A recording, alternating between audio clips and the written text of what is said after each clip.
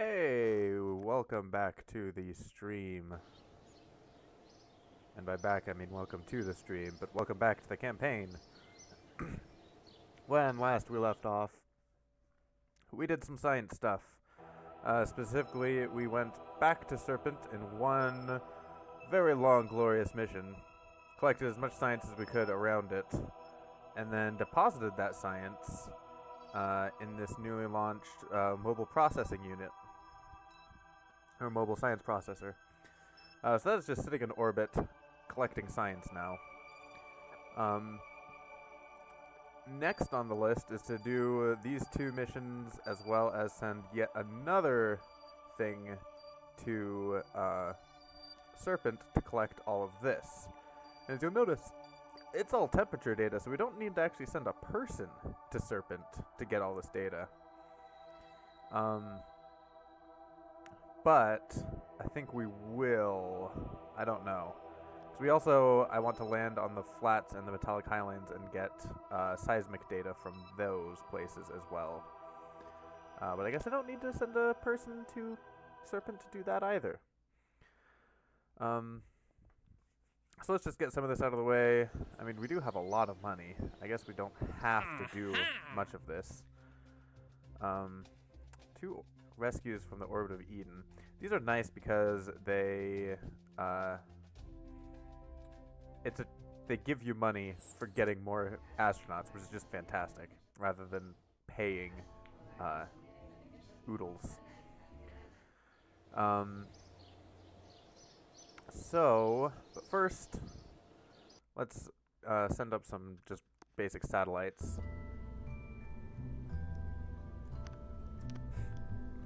So the goals for the satellite: polar orbit of Eden, we need a materials bay and maintain stability. We probably have a polesat already. It does not have a materials bay, but we could just slap one on there.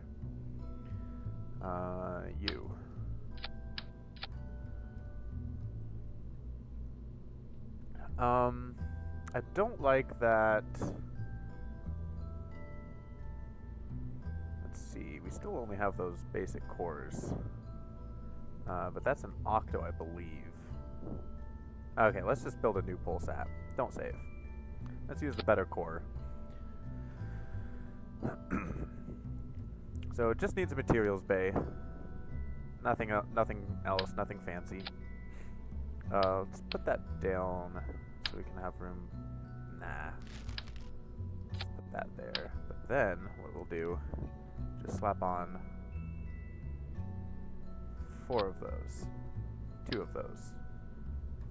I don't need any more than 2.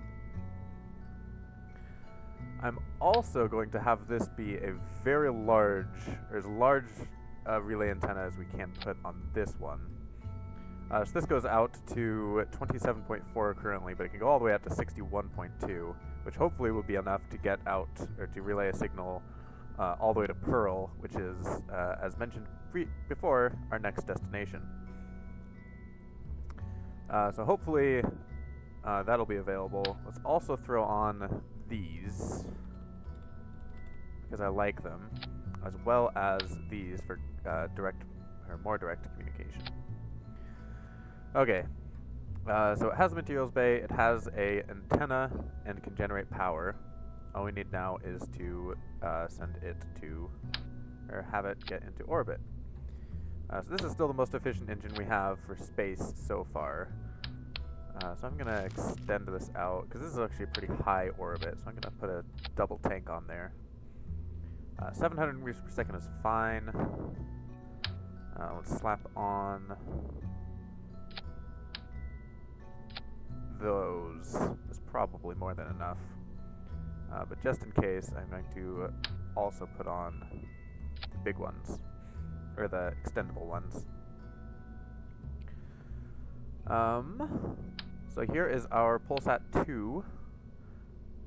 And the nice thing about this, in fact, what I'm going to do for this, let's see, 700, nah. I'm just going to call it the Polesat 2. The nice thing is, I was going to say, is the rest of the science stuff that you'd need to do for these position satellites is they're just easily attachable to this. So we can use the Polsat as like a template. So we need to get this into space. This is 5 kilograms. So we don't need a heavy. I bet you we could extend our PV-1 launcher to handle this pretty easily. And I'm going to do that by just putting on some solid rocket boosters. I'm pretty sure that'll do what we need. I bet you the 7s, just the 7s might do it. So let's move that down, those up with that. So we have 195, yeah, that'll get us into orbit easy. But what I want to do also, behind that, is put on the fairing. Should also make sure my stream is actually working. It said several minutes in. Yeah, it looks to be working. Okay.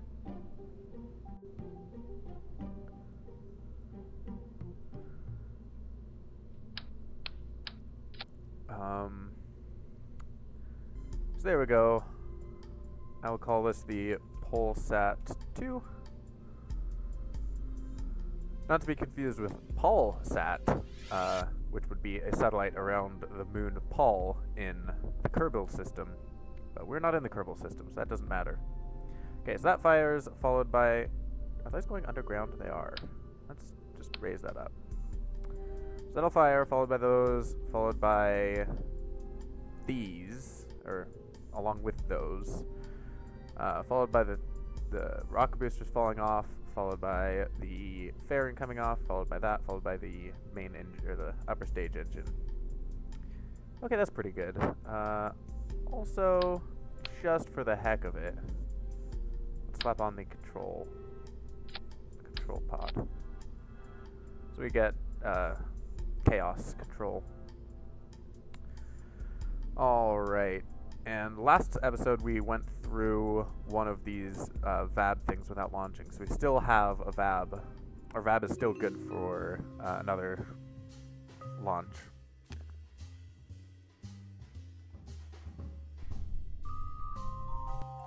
That's good tea. Okay, so now we need to wait. Yes, that is the only satellite that we have. Our only mission that we have. So we just need to wait to get within the proper place, position, whatchamacallit. And it looks like we need to launch to the south. So let's do that.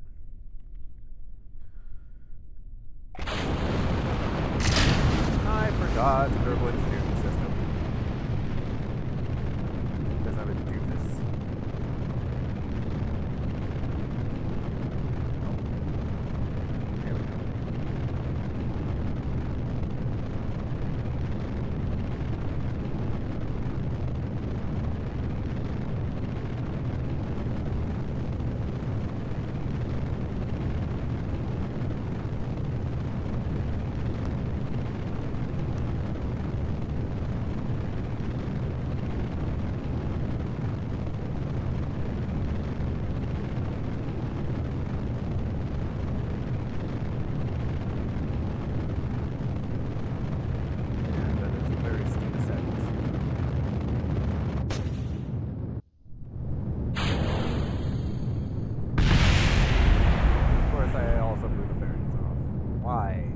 Why? Oh well, doesn't matter. I do need to go west. West is this direction. I need to actually go west in a way that's more meaningful than that. There we go.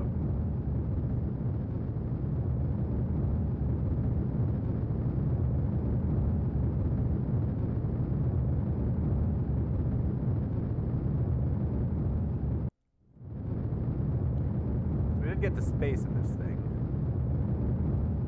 but I want to also get into so I don't want my periaps to get much above like 200. ideally I'd line up my apoapse with this periapse, and the node change would be at the same point in space. If I were some sort of wizard. If I were Scott Manley, I could do it. I am not Scott Manley.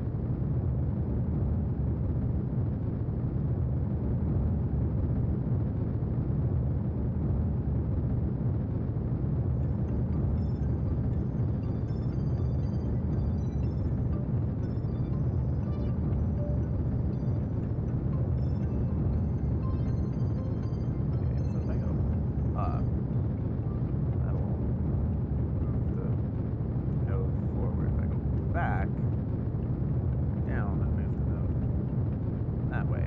Okay.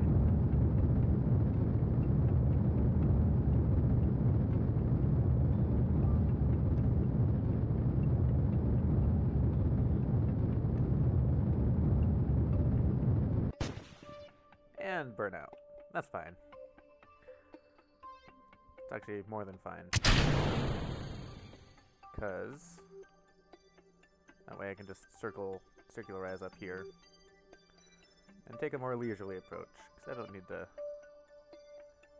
to go too hasty on this. Let's copy copy path, because copy was whatever the word is. Circle nearest to nothing, and copy exit node. I don't know if there's a way to create these computers with specific scripts already installed on them. I really wish there was. Run circle nearest. Oh. Let's get rid of that and run it again. Alright, and no, let's not reverse the screen.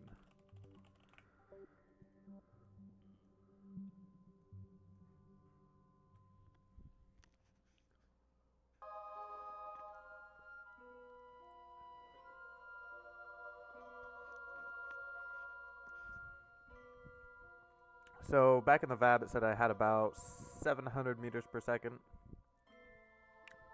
So we're going to burn off 100 at this maneuver. So hopefully the rest of everything won't involve more than 600, which I don't think it should.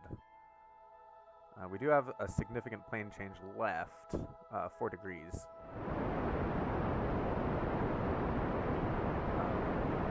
But I don't think that will be more than what we have left in our tanks. As we'll extend all of the things. While we're here, there's no harm in it. Okay, so we have a circularized orbit now. What I want to do is move my apoapse to match the... Whoop. Nope. Bad. To match the periapse of my target. So about right there.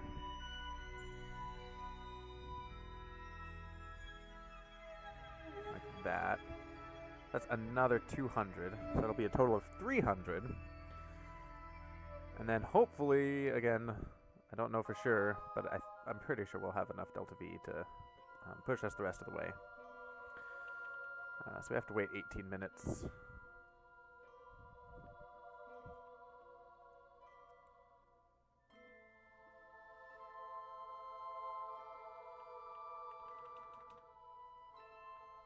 Run exit node again.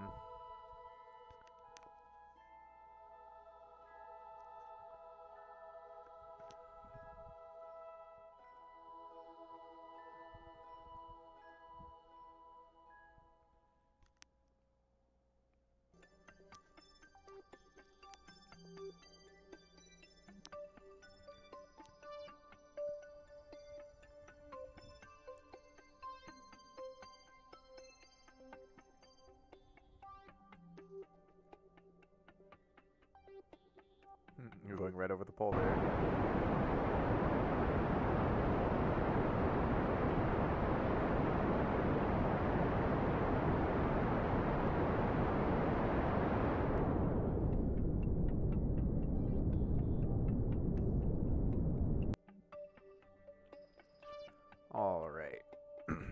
final maneuver will be simultaneously match that and match that. Well, it was remarkably good. Ooh. And I don't have the thing to tell me if I have enough delta V left. That is a significant burden there. I have enough delta V. It'll be fine. Run exonode. I'm gonna quick save before I run it because I have had issues with the time warp messing up the maneuver node timing.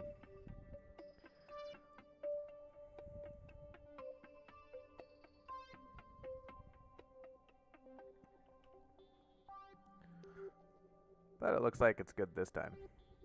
Oh. We also need to know who is sending us to do this. Jebediah Kerbin's Junkyard. So Jebediah's... It's Jebediah. Jeb's Polsat 02 then is the name of this. Name vessel. Jeb's Polsat 02. Accept. Make sure we do have all of the checkboxes. We do.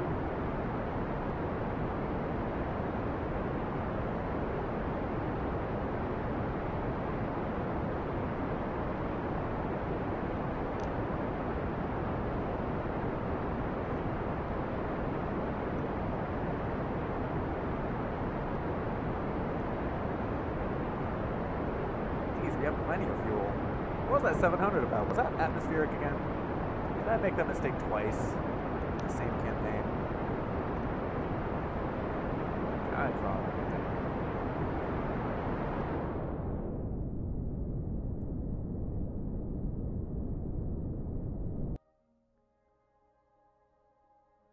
And we have to just wait for that ding. Which it should at any moment. There we go. Ding! Another $800,000 or $80,000. So let's go back to the Space Center. We also, now that I remember it, now that I saw it on the actual mission list, we also have the mission to do something with the Sentinel. We need to put the Sentinel into this orbit, which is fairly circular, I think. Yeah, it's just a circular, basically zero inclination orbit, which means there's no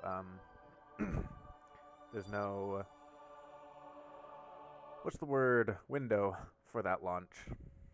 So let's just build that out and do that launch, because I don't know how the Sentinel works.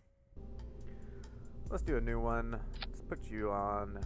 We definitely want to bring along the programmable thing. We want to slap a Sentinel infrared right on top. I have no idea how that works. But there it is. And that is the only place that can go, right on top. Which means that we will have to have... I don't have big... I want bigger... let's just fill this with batteries, just in case, because I don't know how much power this thing takes. I want extra control. We'll see how massive this is with just basic stuff. It's only 4 kilograms, so we don't need extra control there. Or 4 tons. And I was in atmospheric, so here we go. It's 4,000 meters of delta V. I like it. Yeah, that should be enough to do all the maneuvers that we need to do. So I will do the slapping of various solar panels on this. I'm going to go with basically the same design. Having the 2 there and then the extendable there. This time I'm not going to forget the engineering system. also on this thing need to give it some antenna to communicate back with Space Center. How heavy are these? 0.75, 0.05. So that imbalance will make a difference for how light our craft is. So I'm just going to put those out there. Yeah, there we go.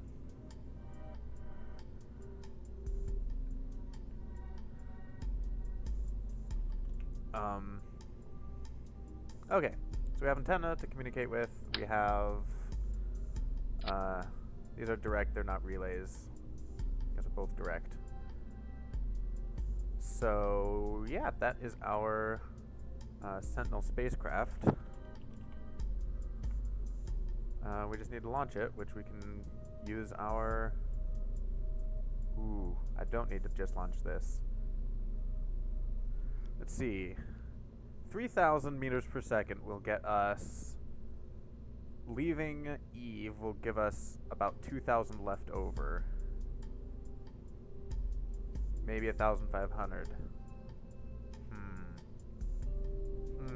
Do I want a booster stage is basically what I'm wondering about.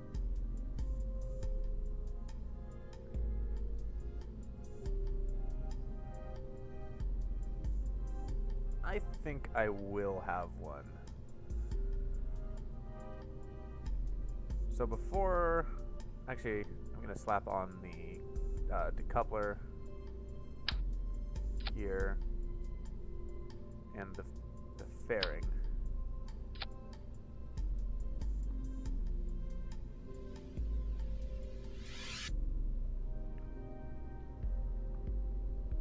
And then build out the extra stage, which I think is just going to be another one of these. So this will get me into orbit and most of the way out of Eve's gravity well. And what I'm going to do is put a little basic probe core on this with some battery. Let's do 4 battery and some very basic solar panels. So that in once this is done, I can turn this around and use whatever fuel remaining it has to just crash it into Kerbin, Eve, when we're done. So this is now 10 tons, roughly.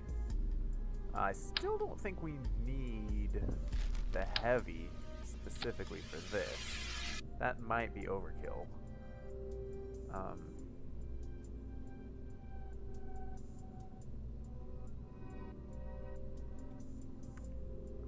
Let's see. Let's move it up. So we get that. So this is...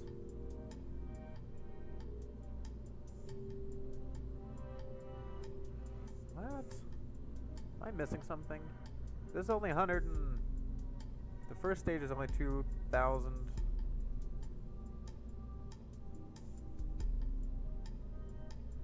Followed by...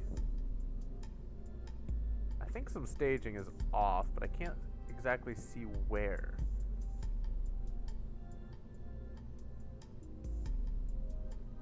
It's not factoring in... Oh. It's because I don't have a staging thing here. There we go. That is much more reasonable. So this is more than enough rocket. This is too much rocket. Okay. Let's build our own out of the P1.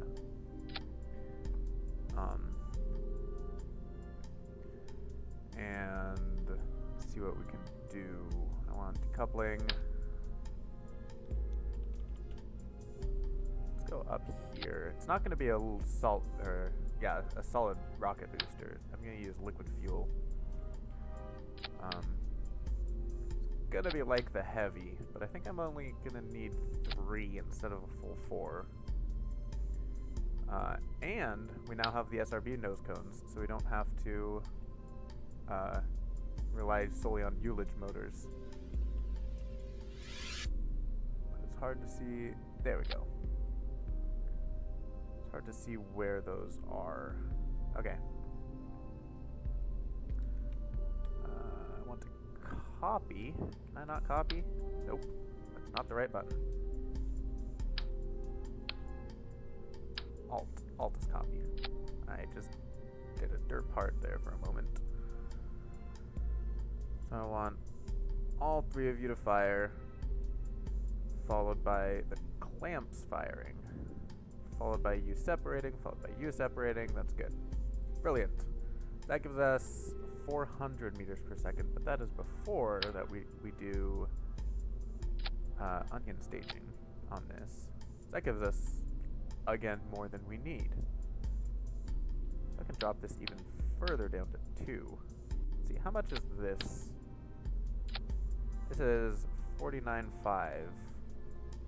Still there, good. What happens if we drop this just down to 2? How much money are we actually saving? We're saving $4,000. That's not worth it to me. So let's just slap this on here, overbuild it, it's fine. Put on some struts to make sure it doesn't wobble.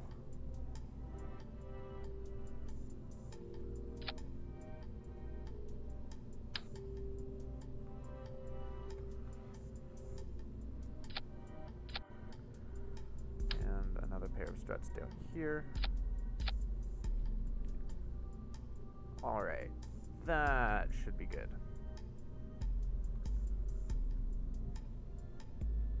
4,000, this to just push it the rest of the way into orbit and get it most of the way out of the Kerbin system, and then this to do the rest. I like it. Yeah, that'll work. So let's save that and wait for the time.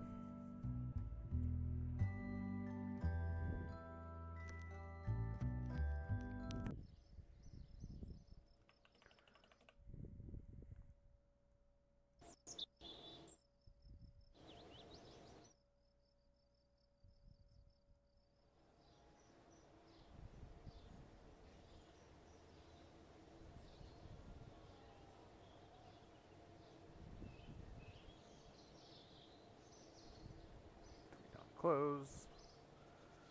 Let's launch Sentinel.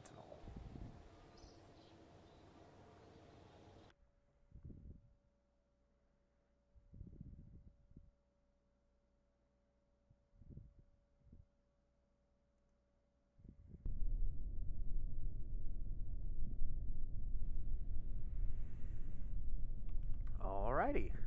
I have Chaos, I have Kerbal Engineer, everything's good. Brilliant. Let's do this thing.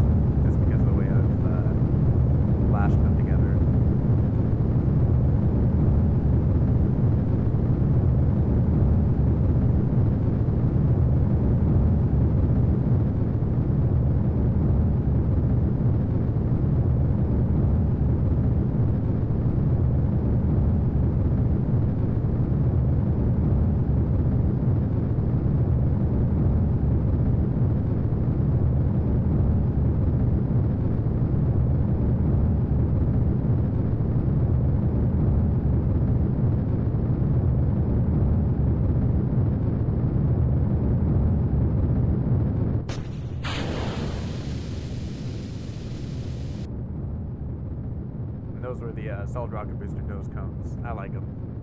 Pretty reliable at separating size 1 liquid fuel boosters. But we have lost some of our thrust there, but our time to apoapse is still increasing, albeit very slowly. I don't think we have anything to worry about, because we do have a lot of delta V left in this stage.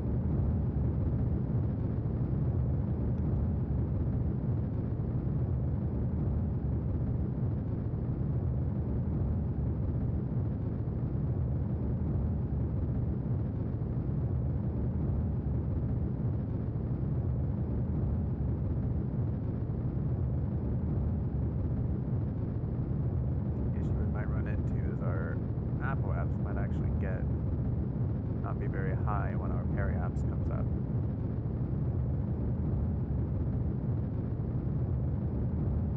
But that's okay.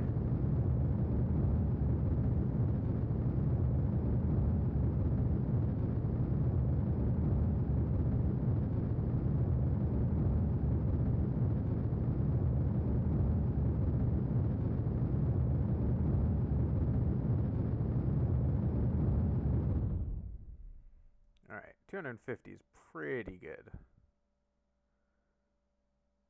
You can see it's coming down already because I'm still in the atmosphere a bit. If I just twitch the engines just a tad, it pushes us up high enough.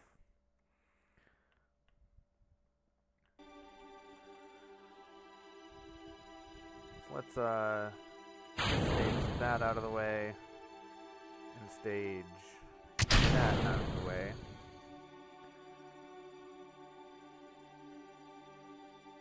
So now we have a decent apoapse. We can copy path.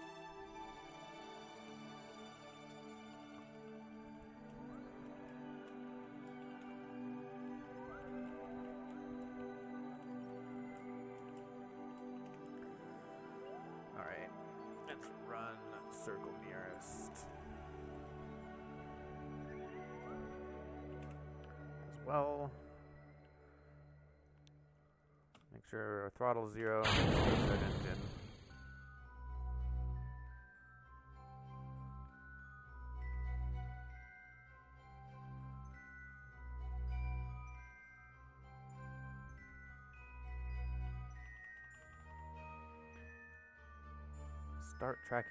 Start object tracking, log observation data. No idea how this works, but that's fine.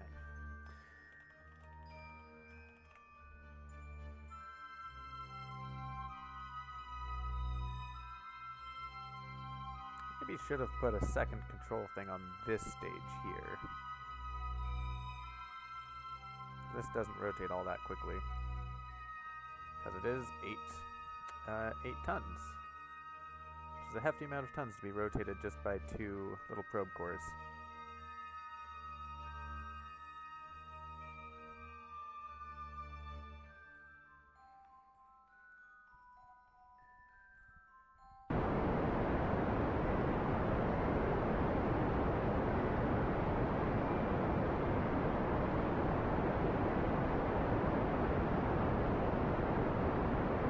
There's a little booster stage, goodbye. Have fun on re-entry.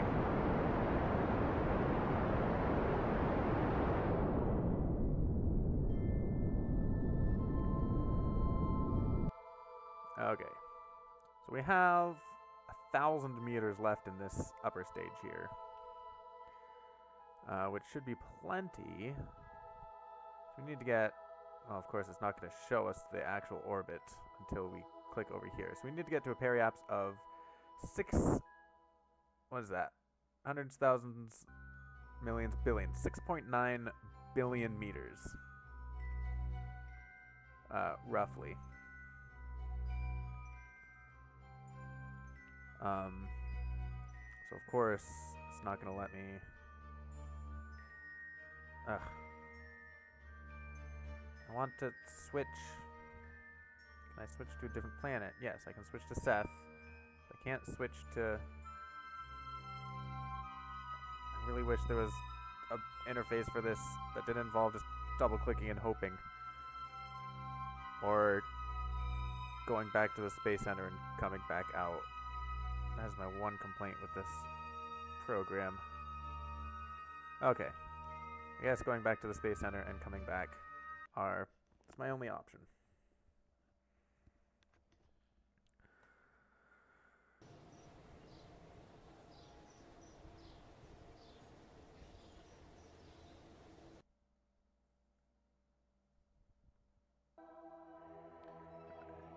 Let's take over Sentinel.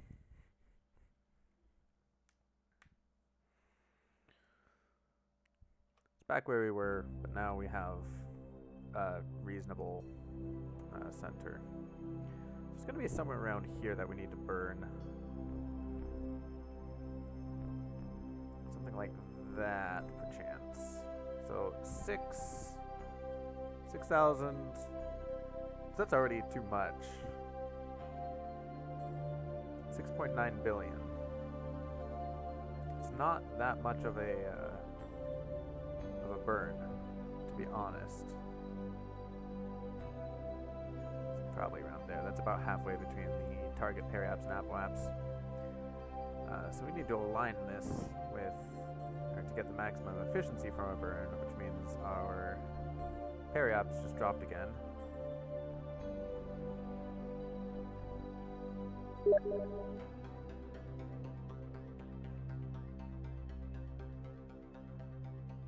And people are messaging me on Steam.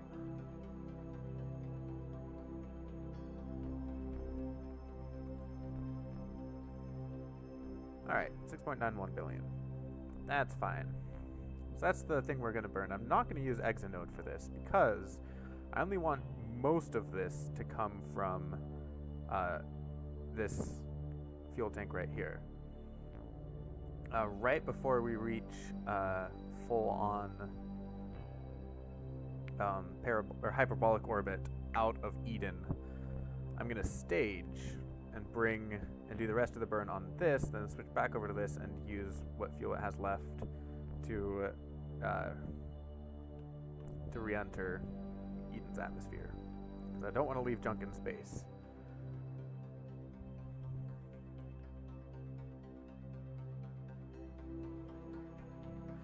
So it says it's going to be about a minute, about a 2-minute burn to use up most of this fuel. So at a minute out, I'll start the maneuver. I'm just going to burn prograde. Being precise isn't exactly the name of the game for this mission here. I will extend this while I'm here. Both of these, because that makes sense. Alright. Let's do this thing. So now we just need to keep an eye on our apoaps here. And not let it get too high.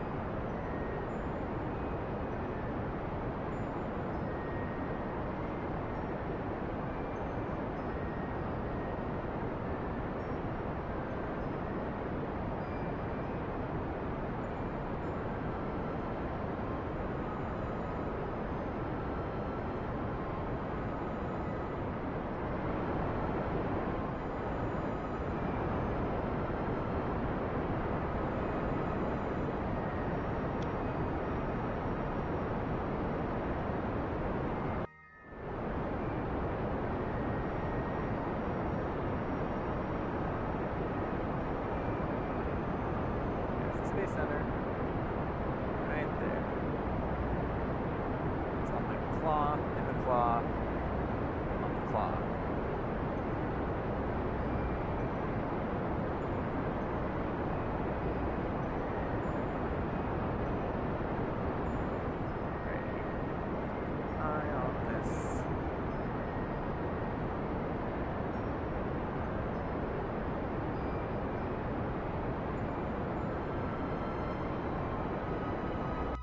probably enough.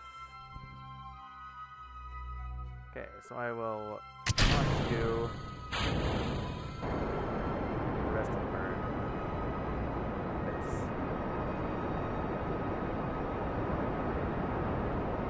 In fact, I'll just close that out and use this.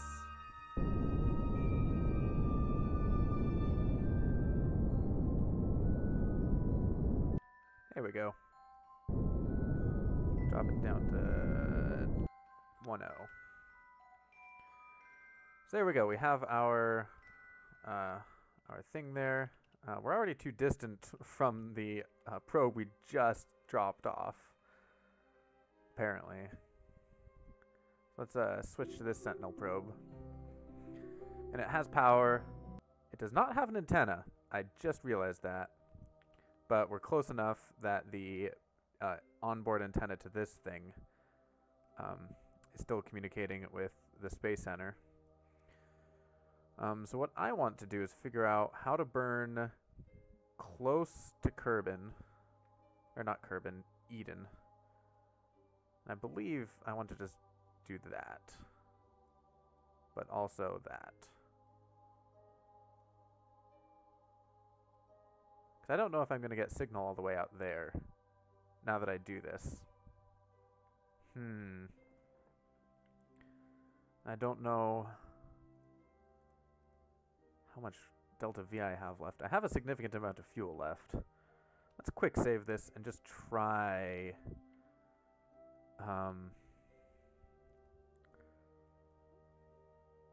let's try a maneuver. No, that's not going to work. Okay, here's what I'll do. I'll wait until the signal starts getting low. Because the farther out we are, the more my burns will have an impact on my periaps. Ideally, I would do the burn all the way up out at my apoaps. Okay, we are starting to lose signal here, unfortunately, and there aren't any comsats closer to. Like, we're not going to get any better relays, is my point. So about here is where we need to start doing the maneuver. Here, I think I want to... It's the same issue, yeah. I just want to burn radially. And that'll do it. Brilliant. Okay, so let's just turn radial, which we are. And drop our periaps. Alright, and then what we can also do, because this apoaps is way out there, is just turn ourselves around and spend the rest of our fuel burning retrograde.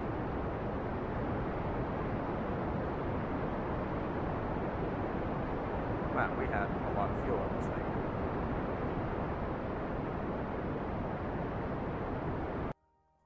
Jeez.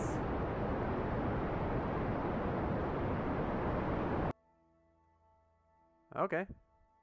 Well, that'll work. So yeah, may as well just watch this fall into Eden. Where's Eden? There it is. Nope, that's Serpent. Which means Eden is there for some reason. Falling right on the day-night Terminator.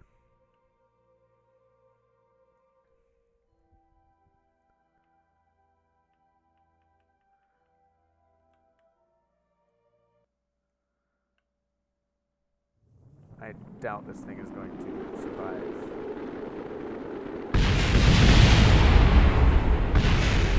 Oh? The probe core is still alive, somehow.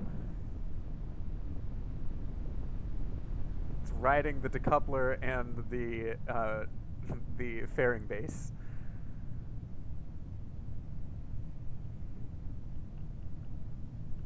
I mean, it's not going to survive impact. That was interesting, just how much of it survived. I was not expecting that.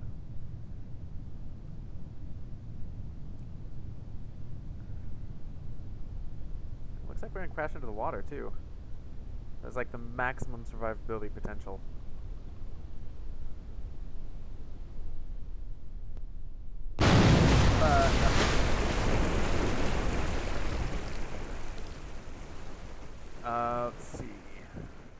most G was 34 Gs. That's a lot of Gs. Okay, let's go straight to the tracking center and set up a maneuver node for the Sentinel craft.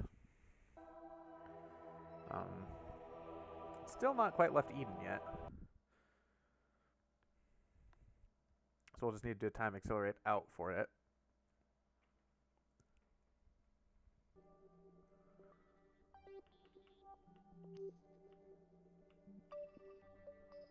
And there we go.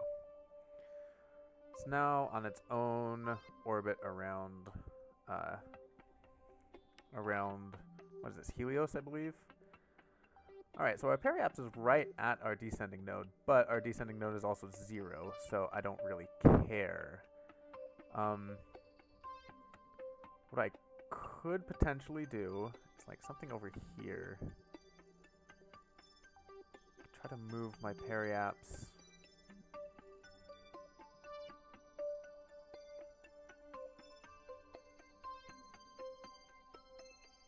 To be the proper periapse.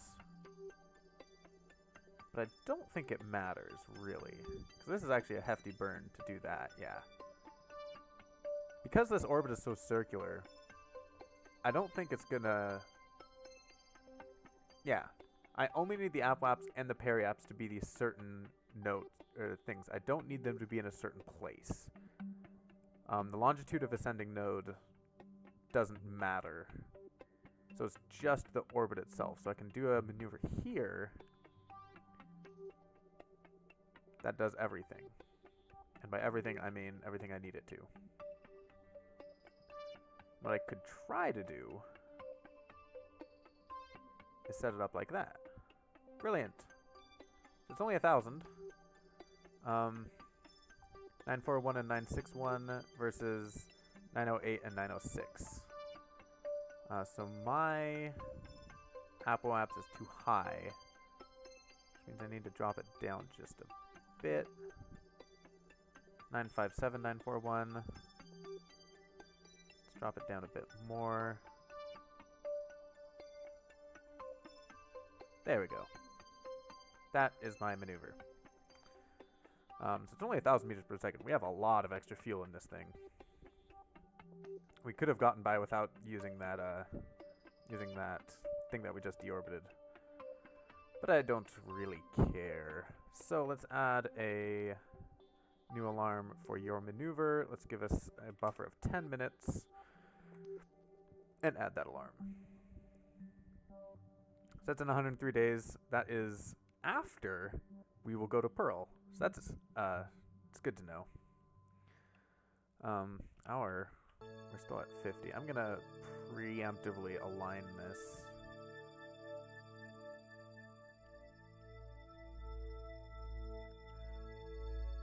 Normally I'd be worried about the orbit making this lose power, but if I arrange my solar panels so they're vertical like this, they will always track it. So even when the sun is facing directly on like what we see here, and these solar panels aren't getting anything, these will.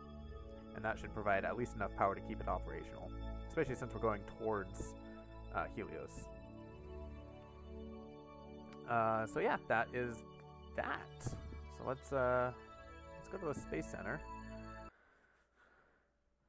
So that's going, it's doing its thing.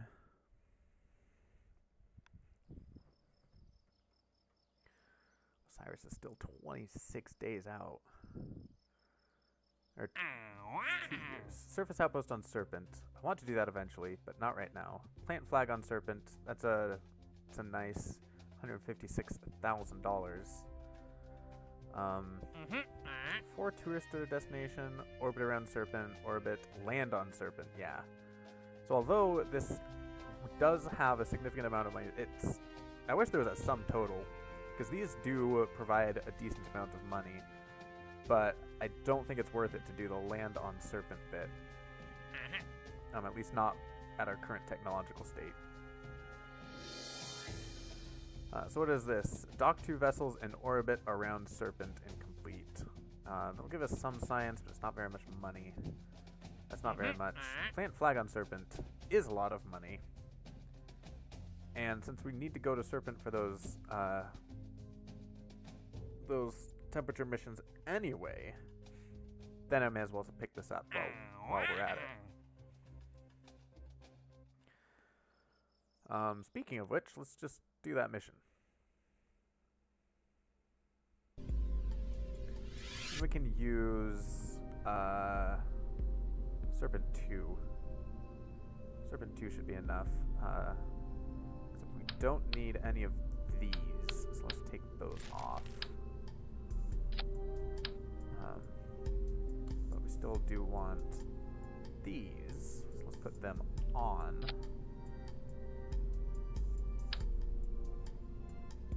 No, I'll just put them on instead of the... There we go. Instead of those, let's move those. Yeah, sure, they can be at the bottom. I don't care all that much. We don't need this. We don't need this. Or this. Whoa, we do need that. Scratch that. We do need the thermometer.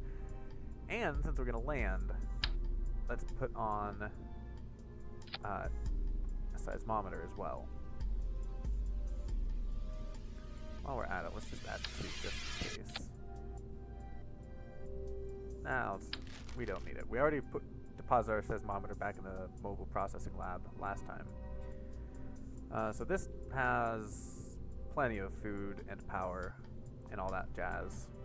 And run this up to the task because we did it before, so I will call it the Serpent 2.5 or 2.1.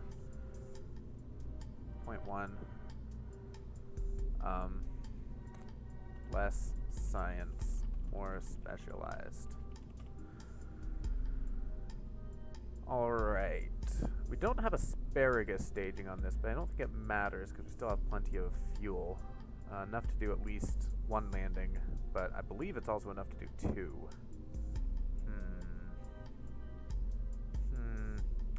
Now that I say that, let's make it do asparagus staging. So let's move those off to the side, like that. Let's move these down to here. Extend. They do work. All the same, we could move these things up a bit to be like that. Brilliant. Okay, so now, but to do asparagus staging I have to, no me gusta. Okay, fine.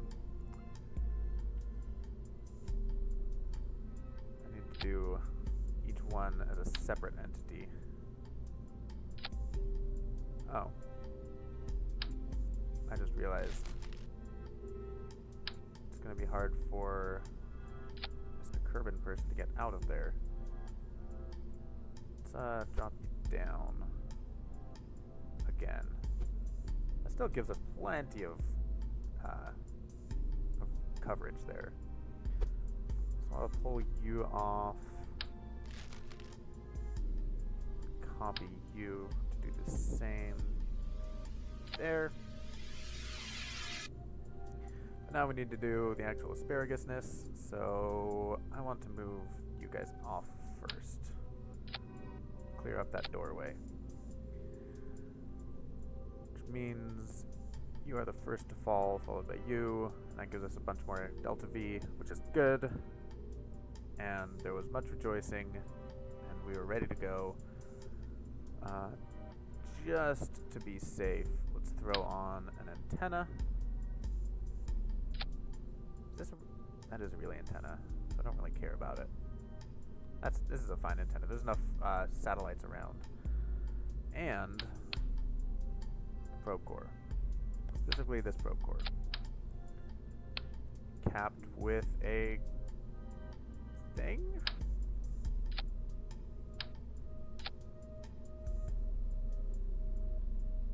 Sure, why not? Okay. What is this? Okay, I want that there. Alright, Serpent 2.1. So this allows us to send someone that's not a pilot. which I like because I like sending scientists into space. And of course, I just have the one scientist. They have orbited around Serpent, but they haven't landed on Serpent. So this is going to be Monad's first landing. That'll bump her up to level 2, which is good. I don't like this offset, but I can see why I did the offset. So I guess I'll just leave it. And I could switch over to the other... oof. Why is that there? And not connected. And why am not I using symmetry? Okay. I'll just leave the Ullage stuff as it was. Alrighty. Let's save that. We can't launch this yet because our VAB's not ready.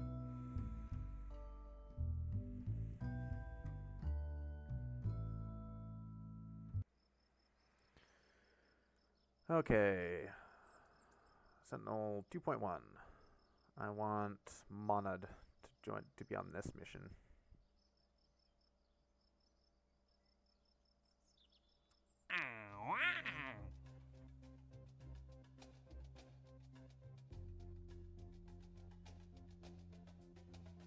Okay. I could have sworn there was one that was rescue people in orbit around Serpent, and I'm like, hey, I could do those missions, but there's not. Let's go to the VAB.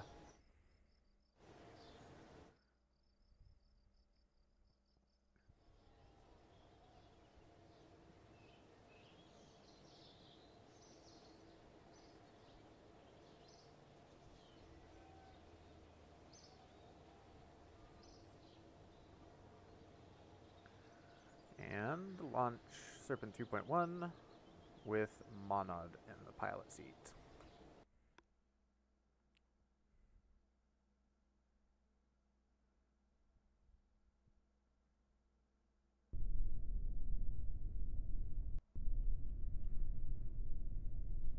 And of course those gears are extended like a derp. Alright. Okay. We don't care about Kerbal Alarm Clock. Let's just close it.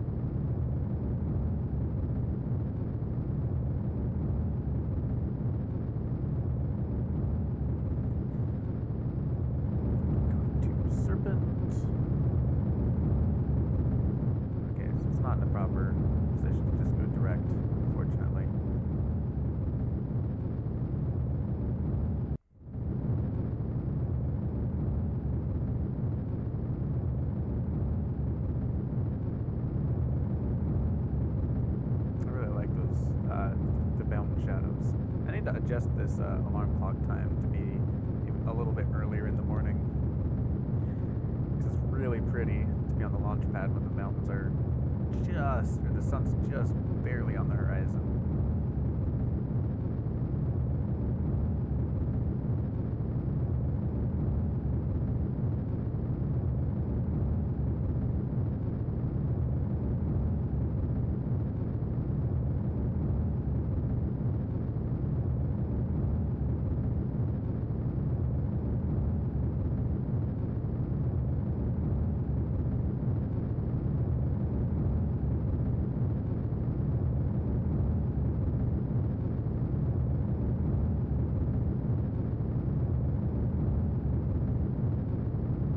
What's this thing's specific impulse? Only 300. Eek, that's not very good. But as a high thrust, it's the highest thrust of all the size 1 rockets. Alrighty, there we go. We actually need to wait until we get into orbit. There we go. Or get into space.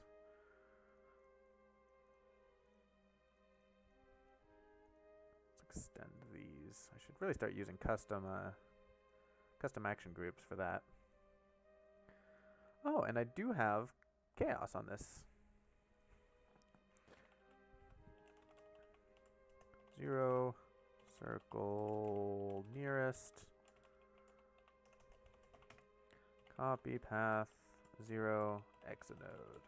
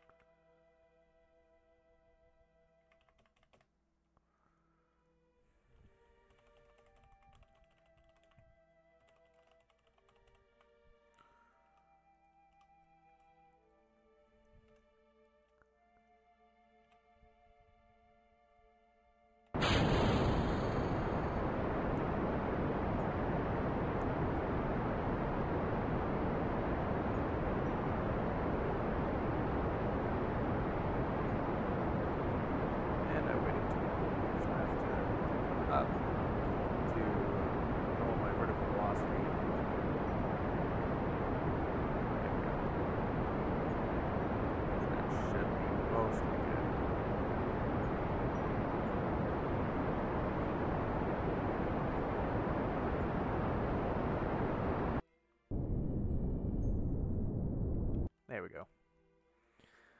Nice circular orbit. Okay, let's set Serpent as our target. We'll want to be burning about a full orbit from now.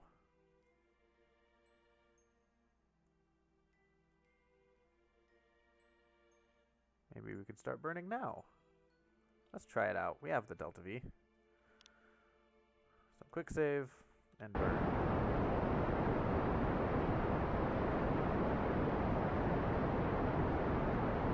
We want to get into a polar orbit to get those missions done.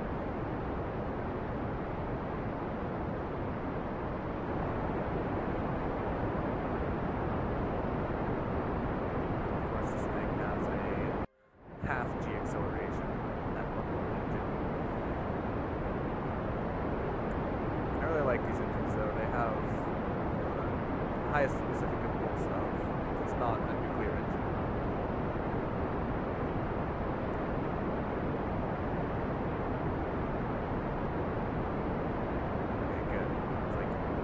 I thought that these tanks were going down at first. I'm like, did my asparagus staging not work out properly? I guess I could always, oh, derp. Could always transfer the fuel manually if it wasn't working properly.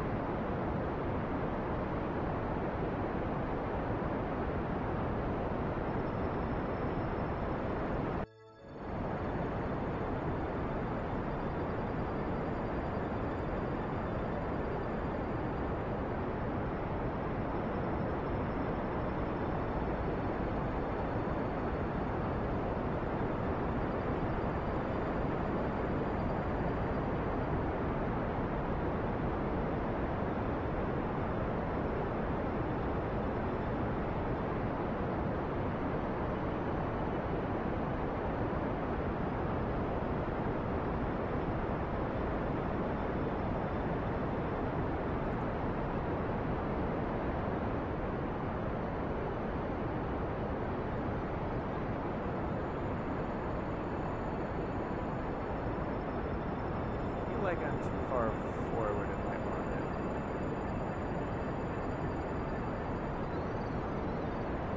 But I do have the resources to...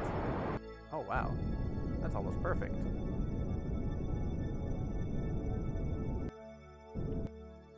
There we go. Let's try that.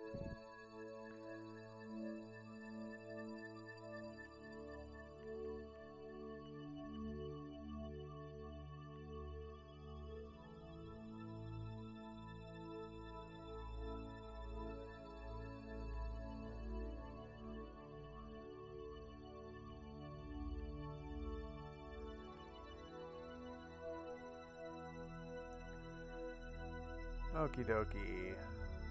I want to be... That actually looks like roughly the proper inclination to capture all of these things. I don't need to go perfectly in a...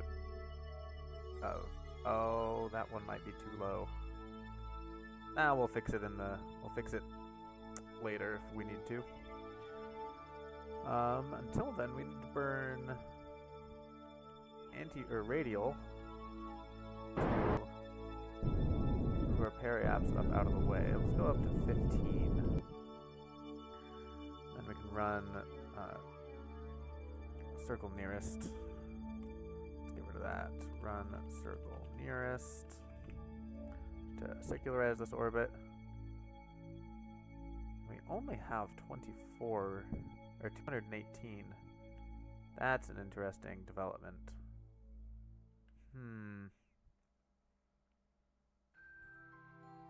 Okay, I'm not gonna run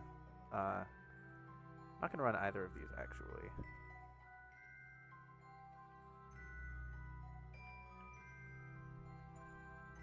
What I am going to do is wait until about 15 seconds. Start burning. See if we can get into a non-hyperbolic orbit. Which we can very easily.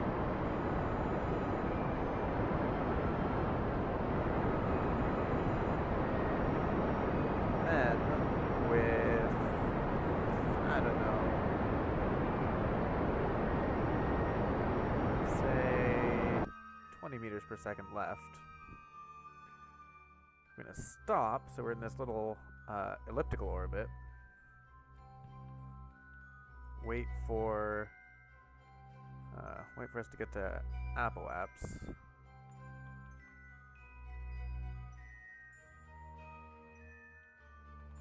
Use those 20 meters per second to deorbit just a bit.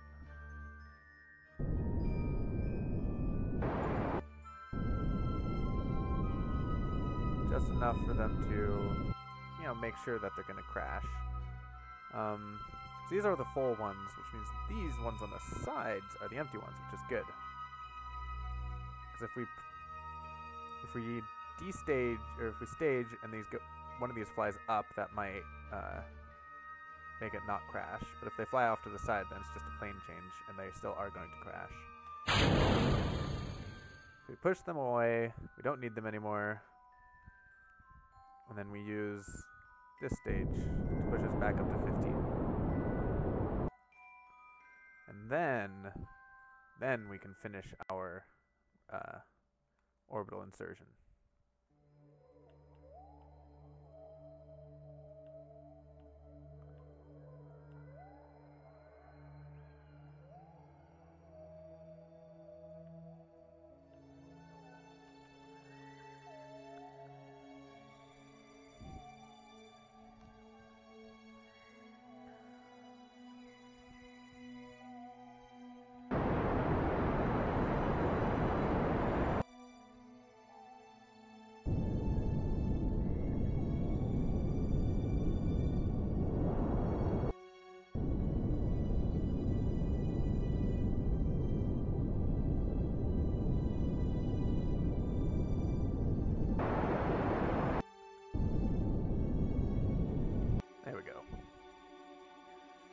Alright, now we just need to wait for various things to come into our range.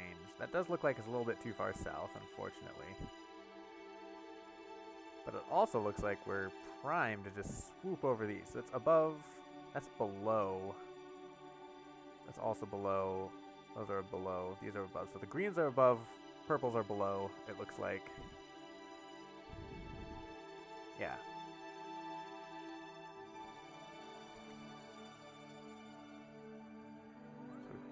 Probably will be able to sweep over and get these two on this pass.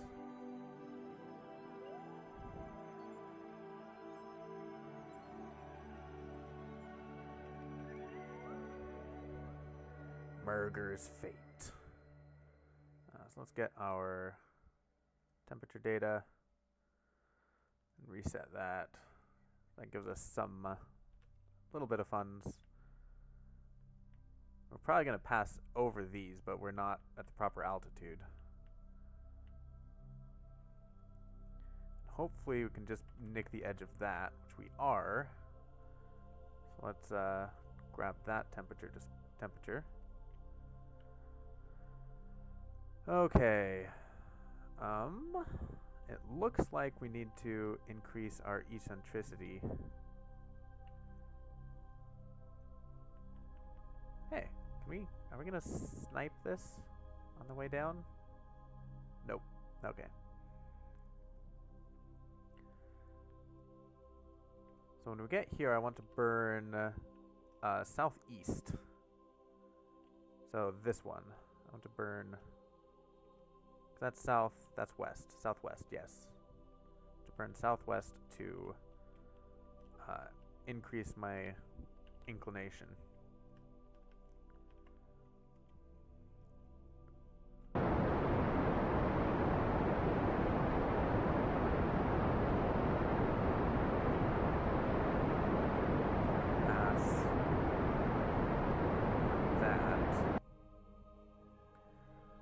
My periaps is a bit too low. I don't like that. There we go.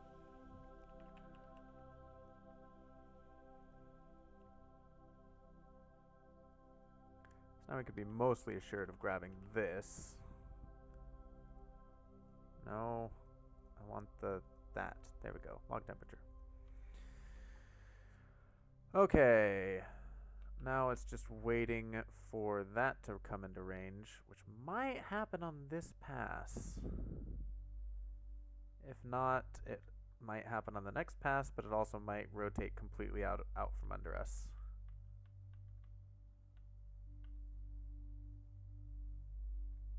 Entering site.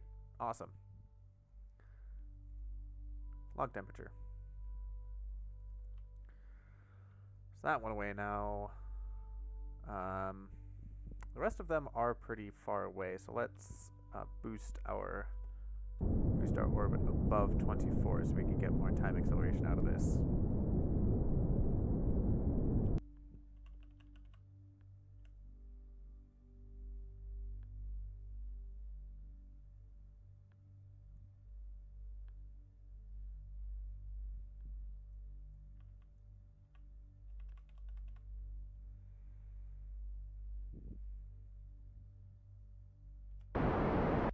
There we go. And we immediately, of course, have to drop our orb. Actually, we don't have to. We might be able to sneak that in. But it doesn't look like it.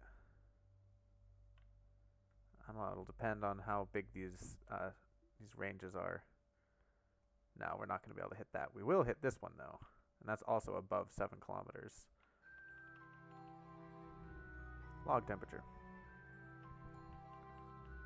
Okay, some more orbits. We're still good on those. Might be able to snipe this one, but that's also below. That's interesting to note. So let's slip this down. The rest of them, that's above 9, but we can boost ourselves above 9. So we need to get below 9 kilometers for this particular one. try that.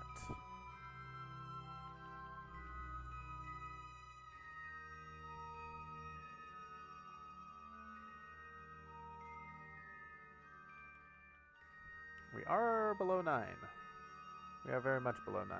So let's... Actually, we're not below 9. That's just our altitude of the terrain. All the same, I want to point upward just in case.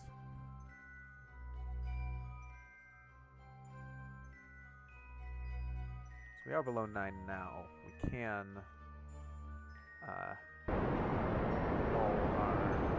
lessen our vertical speed. There we go.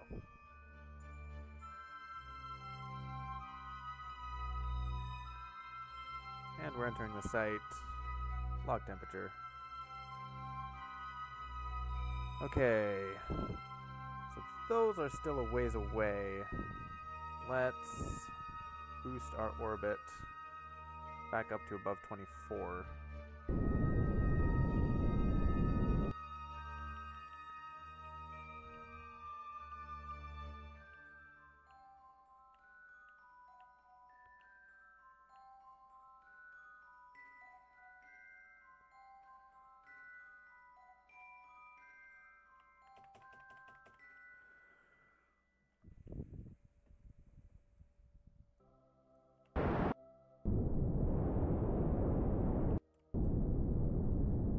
There we go.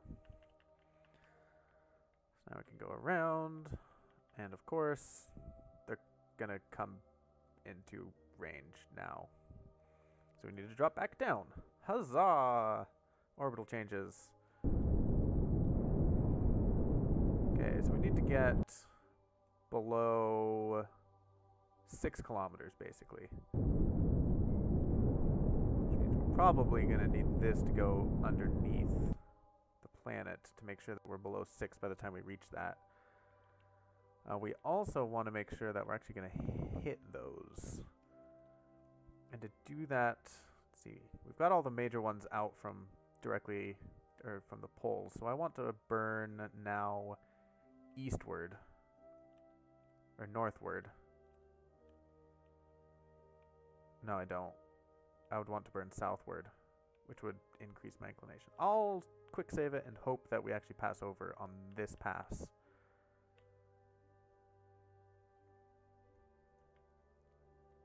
Also want to watch my altitude because we need to get below 6.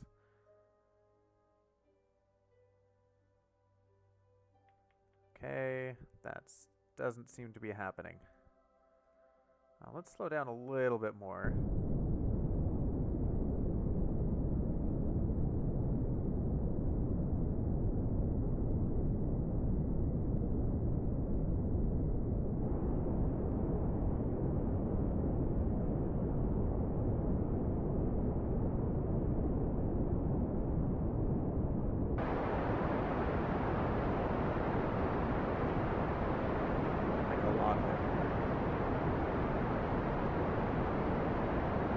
There we go.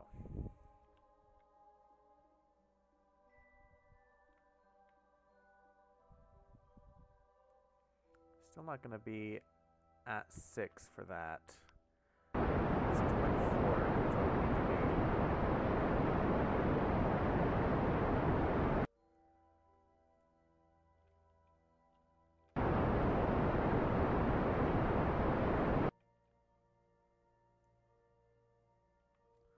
Okay, let's just keep an eye on this and get ready to burn up once we hit 6.4. Okay. Our velocity. We do need to get down to 6, which we almost are. Also, let's just be silly. I want to go south. This direction. Yes.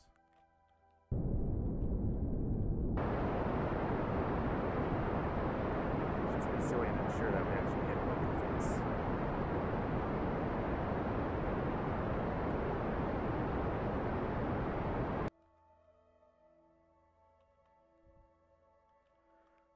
We're entering Adger's Nest and Valkyria's Landing, so we can get 2 for 1 there.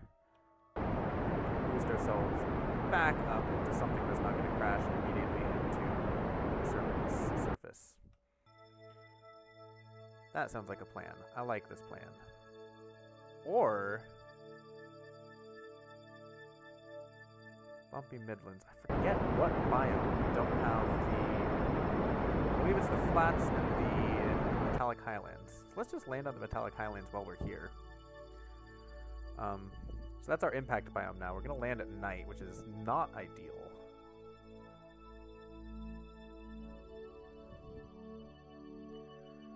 Let's pull up the map. Actually, let's pull up the close map.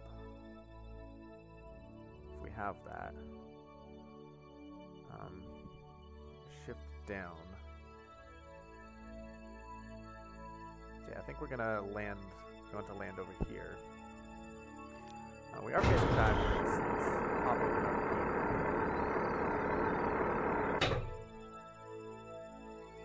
I want to keep an eye on our suicide burn distance. In fact, I don't like this one bit. I'm gonna burn partly back, but mostly up. So I think we're going down too quickly.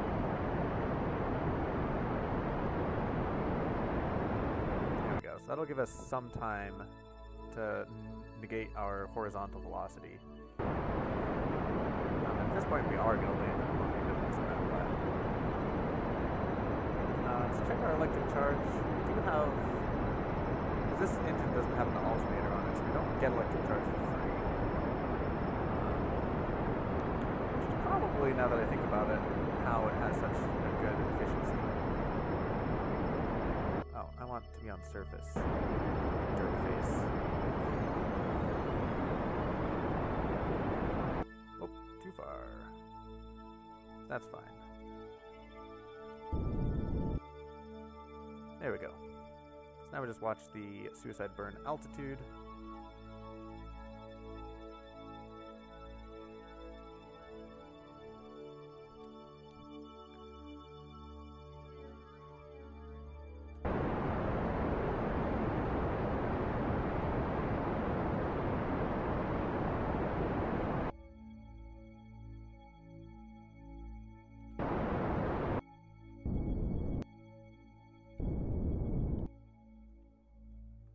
That was a bit of a hard landing, but nothing exploded.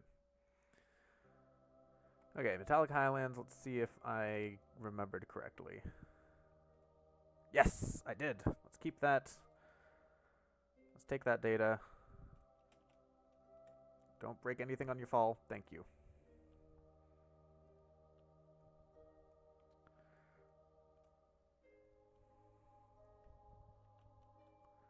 Let's go up here. We don't need you anymore. Surface sample will... I mean, yeah, it's a little bit of extra science. Let's just take it. May as well. EV report is no extra science. Let's plant the flag.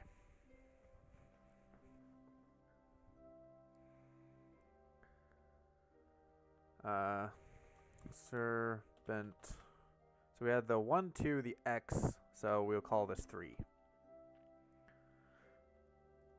First night landing. Also, seismic data from Highlands. And I believe the other one that I don't have is the seismic data from the flats.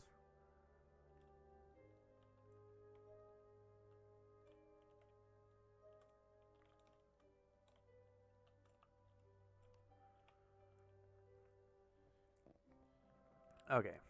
So next on our list is this one, which is above. That's easy. So we just basically get into an east orbit, or just take off to the east. And eventually I'll pass over that. And above 9 is easy. So yeah. Let's do that. Take off to the east. I don't know what the terrain is like. Looks like I'm taking off uphill. So I will hold this until I get a decent apoapse. Then I can pitch forward.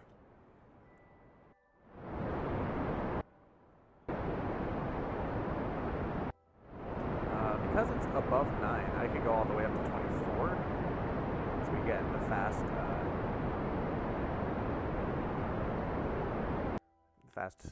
Once use the camera to collide with the terrain when looking at the ship. Oh, that's a good idea. I missed the dev, although I don't think you're watching anymore. So all the way up to 24.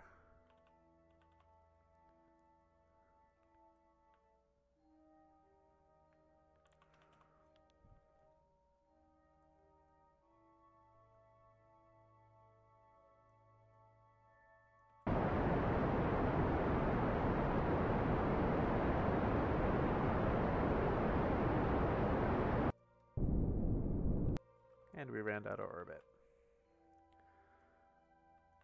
So yeah, eventually that should come beneath us if we wait long enough. Looks like on the next orbit. Brilliant.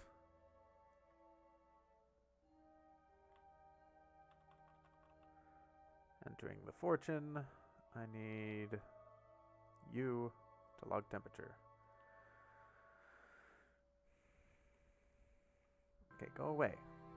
I want to read these. So that's 250,000, 150,000, just a whole bunch of money. We are swimming into money. $3.7 million. Brilliant. Okay, before I actually do my second landing, because I believe I only have enough Delta V for one other landing. I'm going to go check the logs to see what science we're missing. So check the archives. We are missing from Eden, from Serpent. I want surface reports.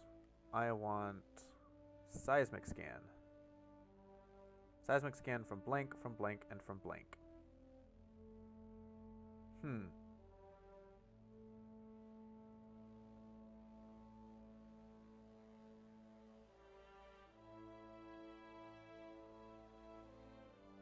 I think that's bugged. But 3 is as best as we can do. So I think we're good. I think we're done then. Oh, I just pressed M to go to the map. Yeah, I think we're done with this. We can take Serpent 1 back home. Or Serpent 2.1.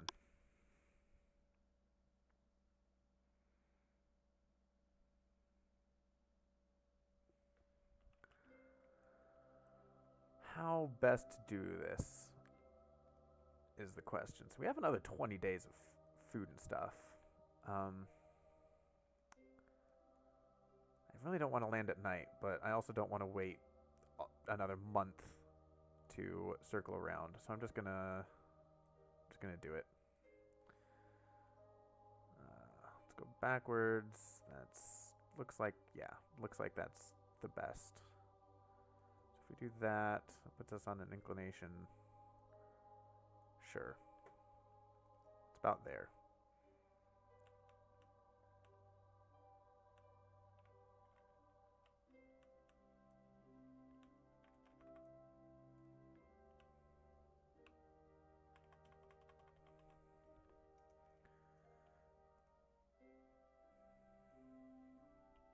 It's a beautiful view of Eden from up here.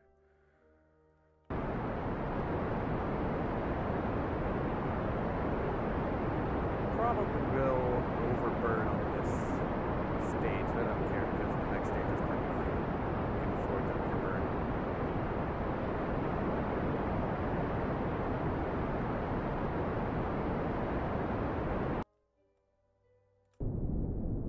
Or we won't overburn. We will precise burn. 35 meters per second in these side tanks. Okay. So we did everything we wanted to do. And now we can just come home.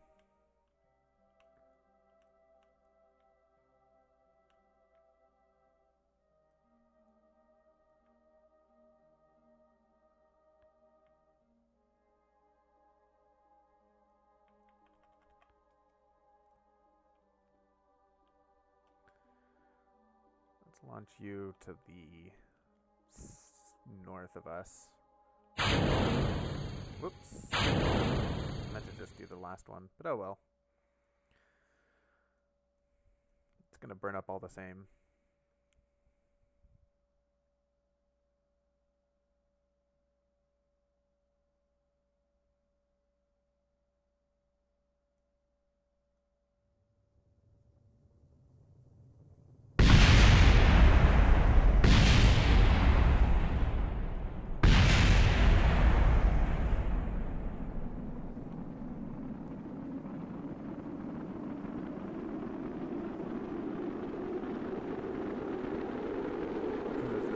Tanks.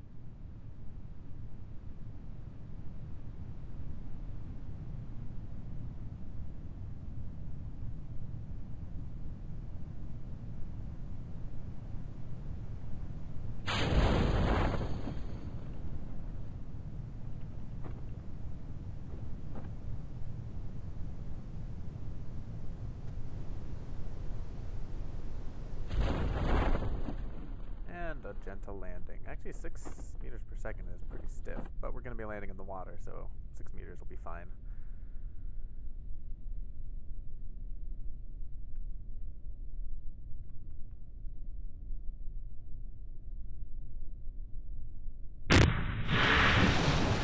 Oh yeah, cover.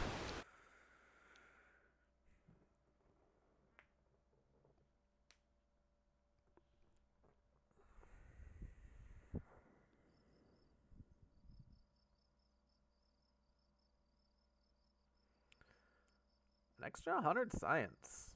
Most of that from the seismic scan. And we got 5,000 bucks after it, and he gets money. So we do have enough science now to get another thing. Not quite nuclear, which would be super nice. Especially for that upcoming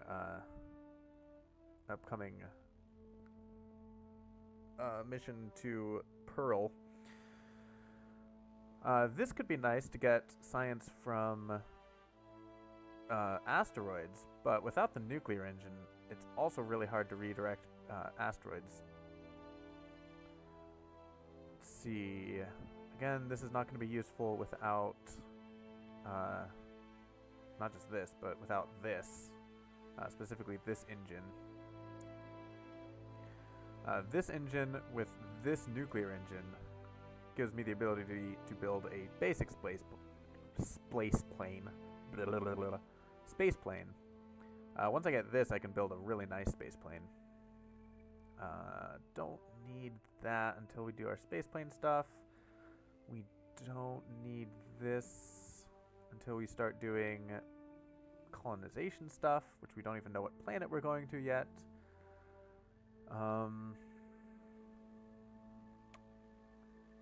This could be nice. I think I'm just going to wait on the science to get the nuclear propulsion or something else. So we do have one more launch before the crew change.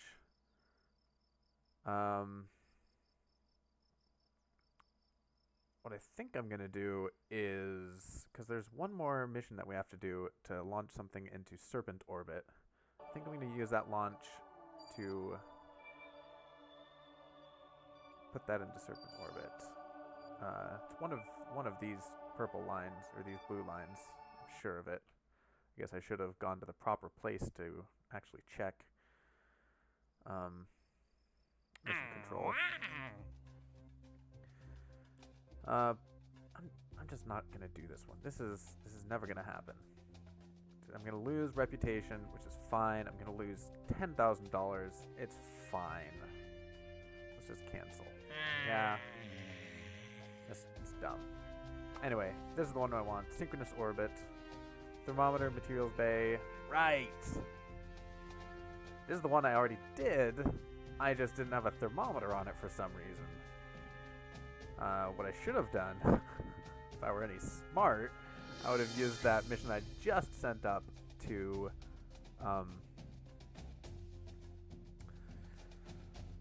attach a thermometer onto it.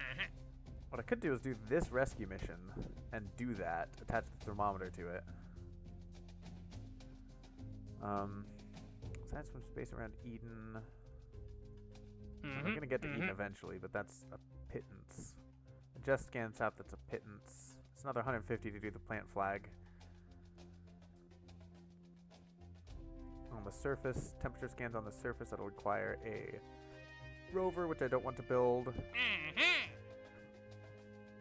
Amethyst. I don't even know where Amethyst is. I believe it's around Pearl. Explore the Atlas. It's a lot of money. Flyby.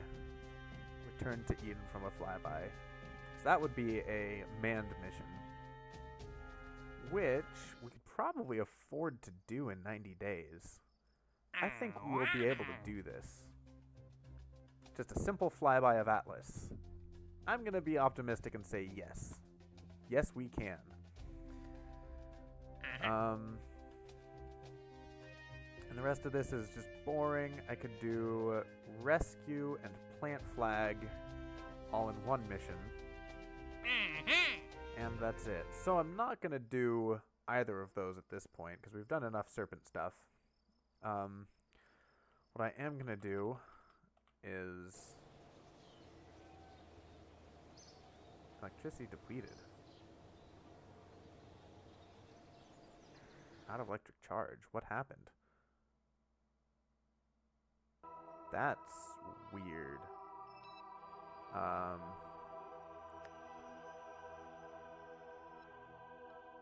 Where is it? There it is.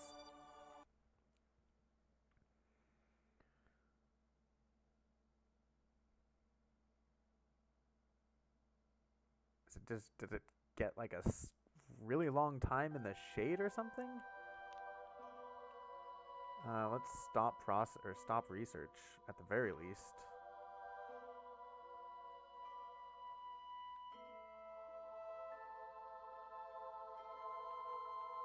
Where's the sunrise? There it is. Okay.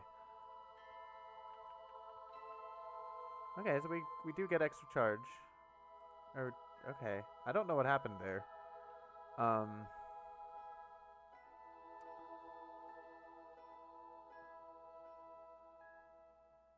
Why did we just suddenly lose all power?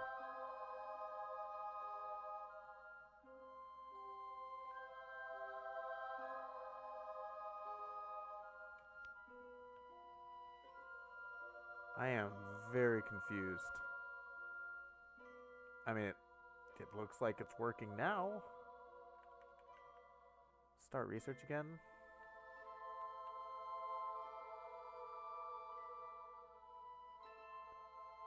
Yeah, it's working. It's working just fine. What are you on about, game? What I will do to prevent that from happening so often, and by so often I mean ever, is boost this up to like, I don't know, what's the, what's high orbit for this? High, so I'm going to boost this up to 250 kilometers. And what that'll do is it will limit how long it's in Eden's shadow. Not by all that much, but still a limit, or a decrease of shadow time. which is preferable to increasing shadow time. Okay, so we're back to full power. See, it does drain very quickly because we're researching. So if we stop researching, that goes away pretty quick, or that drain rate stops. But when you're in time warp and this vessel isn't focused, it shouldn't care so long as the average electric charge gained versus power lost is positive.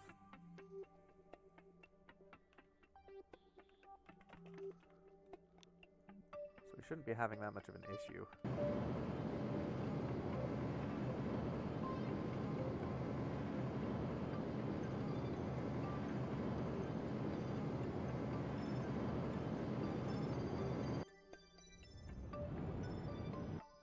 Okay.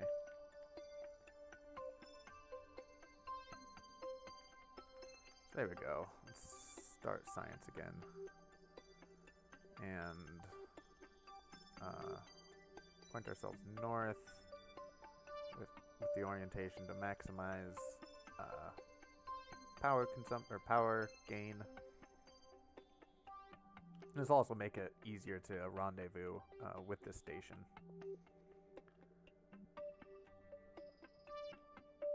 Okay. Oh, I can just click that button. Okay, and I want it to be like that.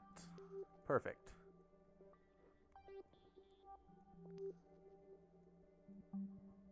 Okay. While we're up here, we may as well transmit the science that we have.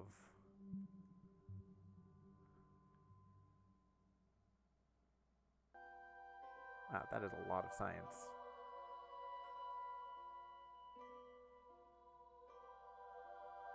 Do I have the power capacity to transmit all this science? I don't think I do.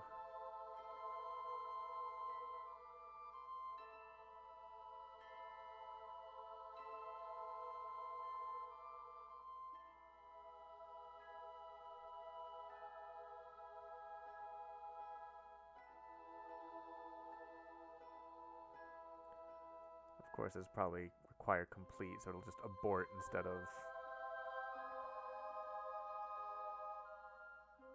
Oh, so close! Yes! Barely! Okay. So we have that science. Let's review the data. We can add some of this more. So that's 125 data.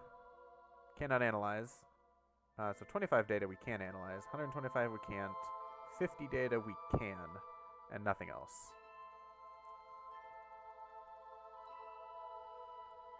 Okay. So there we have that data.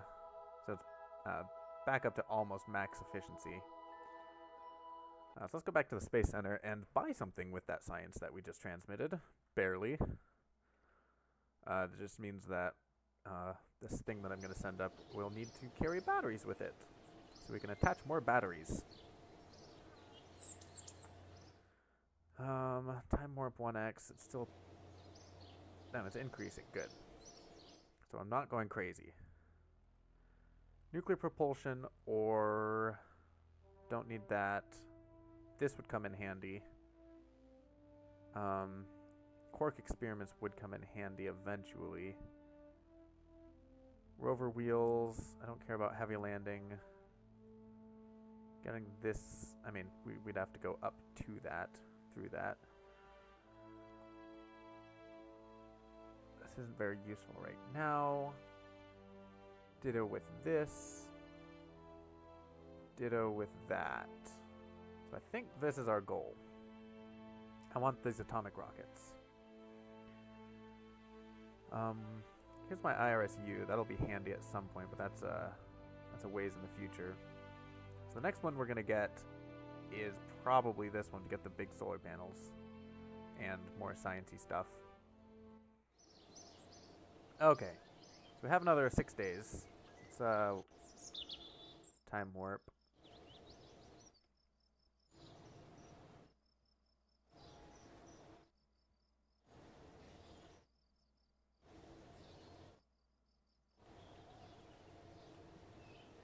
there's going to be night.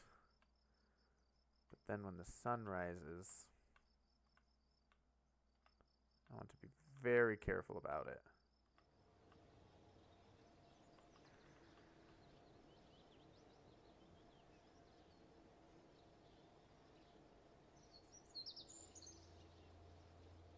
Let's get rid of that alarm.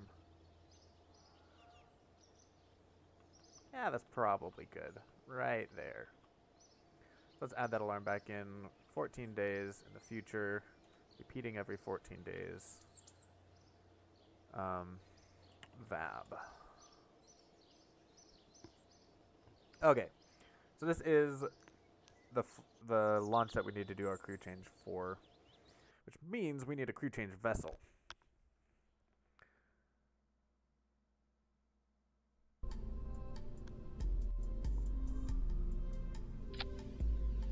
So, payload, Clampatron. We don't have the big control unit, but we don't care really about it. We just want... We probably don't exactly need a heat shield on this for just coming in from low orbit. But better be safe than sorry. Slap the big... expensive but lighter one on it. Pop on 4 of those for way more fuel than we ever need. That's a ridiculous amount of fuel. That is still a ridiculous amount of fuel.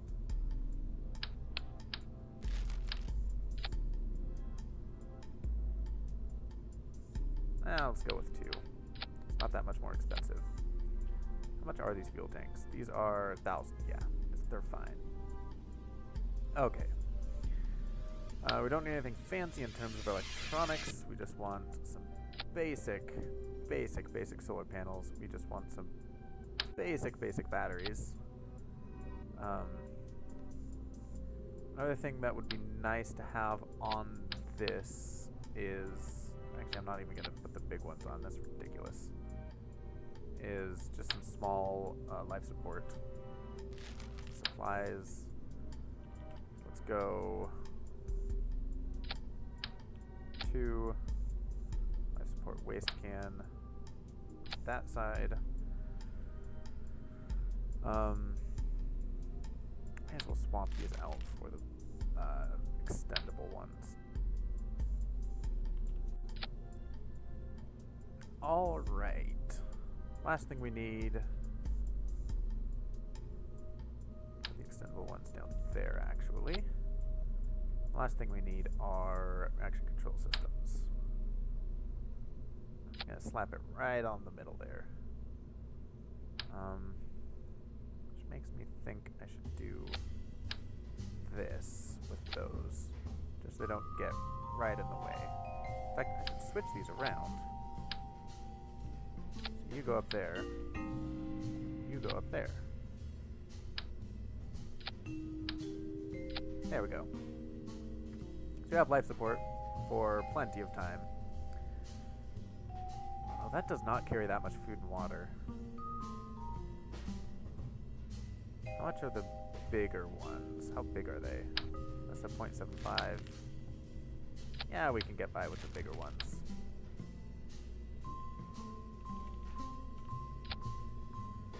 The idea is so that these can resupply the 3 astronauts with their food and water and stuff, and take the waste back to back home. Speaking of back home, we don't want to leave without the parachutes, nor do we want to leave without our science thing. Okay, we have thruster control, we have fuel, we have enough more than enough delta V to get to where we need to go. So this will be called the crew transfer vehicle. It weighs 15 tons. Do we have any launcher that gets 15 tons? And that answer is no. so we have to build one. We do have all of the 2-meter technology now, so that helps.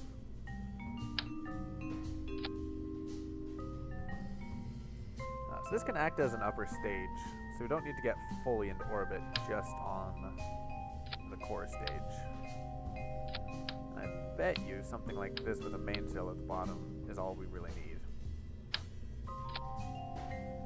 Yep, that's all we need. However, we could also do something. The mainsail is 1,500. This is only 6,000.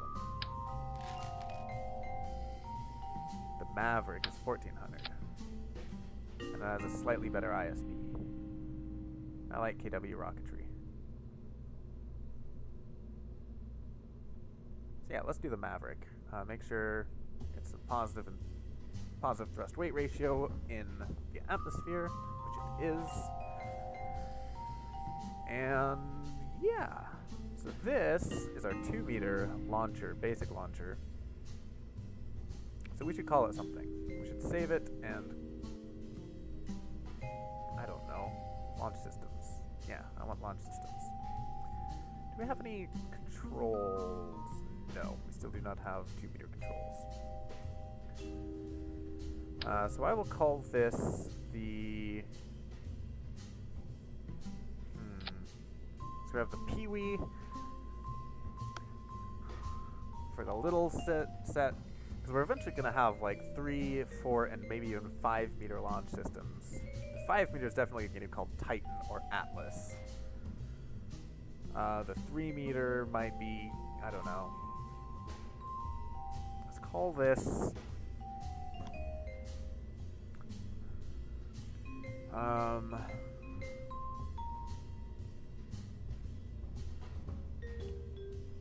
the Eris.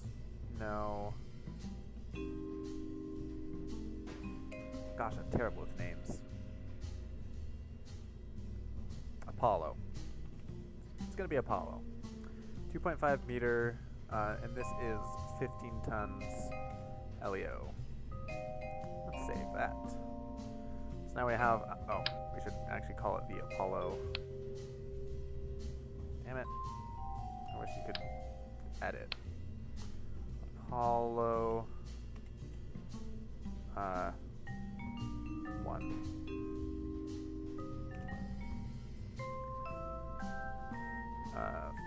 2.5 meter, 15 ton LEO. The 1, by the way, is supposed to be for, like, if we add, if we need to launch like 30 tons, we need to add some liquid fuel boosters, then it would be like 1.2 or 1.3, depending on various things, but I obviously haven't done that yet with any of my launch systems. I think I did that prematurely anyway, because I need to add fins and stuff, because I don't know how well this does it. This engine does it vectoring. 2 degrees versus this one has 2 degrees as well. All the same, I'd rather not rely on vectoring. So let's add some tail fins to it and launch clamps.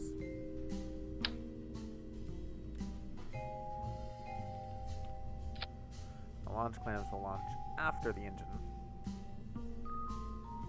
Let's right over that. Alright, so that is our Apollo. That is our crew transfer vehicle. It's only 50,000, which is fine. Save it. I just realized, only have the 1 scientist left. Which means we can't properly replace this crew. What I could do is buy another scientist for a whole. I cannot buy another scientist. There are no other scientists to buy. That is interesting. So let's save that. I mean, we have to launch this to transfer the crew over.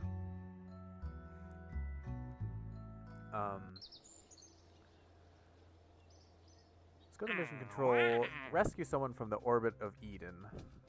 Return him safely to Eden. Rescue people from the orbit of Serpent and Eden.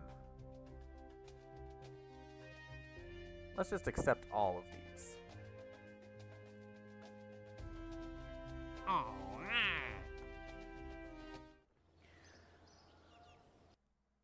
And these will tend to be in equatorial or low orbits. So there we go. There's Klaubo's pod and Roto's pod. So what I'm going to do...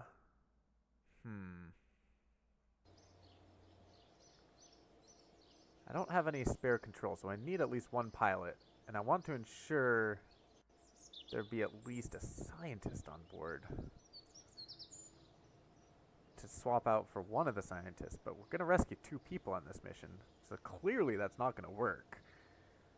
Which means I'm going to send up a pilot, specifically Frenzy.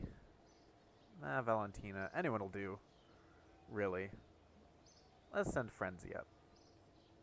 Franzi. On the crew transfer vehicle.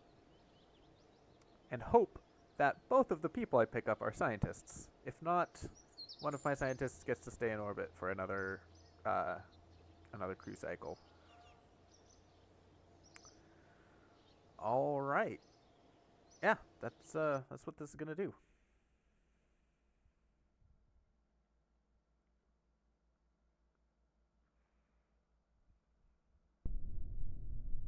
What if none of them are scientists? Ooh, then I guess both of my scientists get to have an extended mission. There we go. I like you can see the shadow of the rocket on the VAB there. You can see the shadow of the water tower against the mountains. That's a cool view. Anyway, it doesn't really matter when we launch because we can just easily rendezvous with either of these and both of them eventually. So let's just launch. Full power. Watch the thrust weight ratio. And don't release the clamps until it's above 1.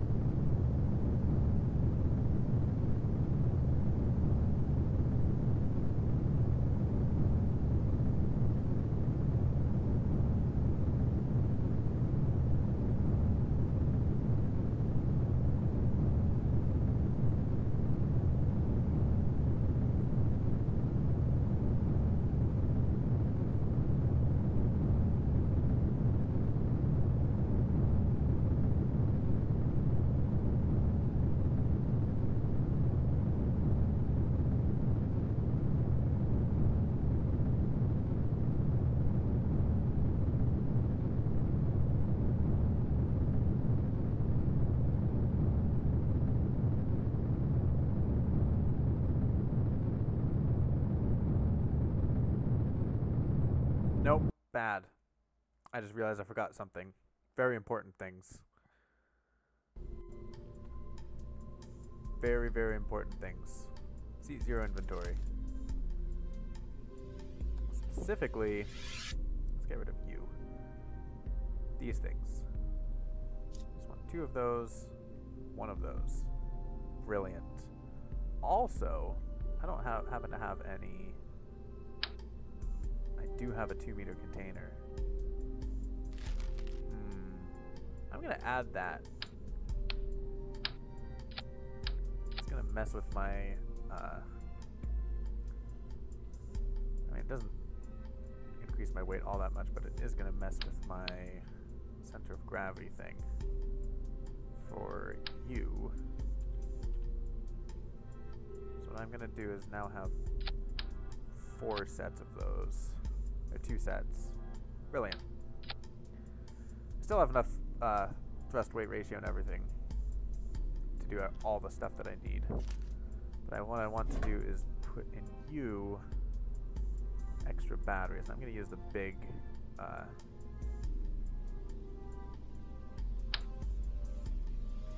see, that's 600 charge versus these 400 charge. Yeah, I'll only use these ones.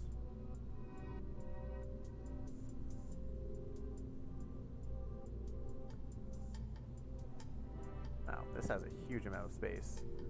I can't imagine I would need more than that, though. That is weighing me down some. There we go. Let's save that. And do our launch. With Francie. Yep. Okay.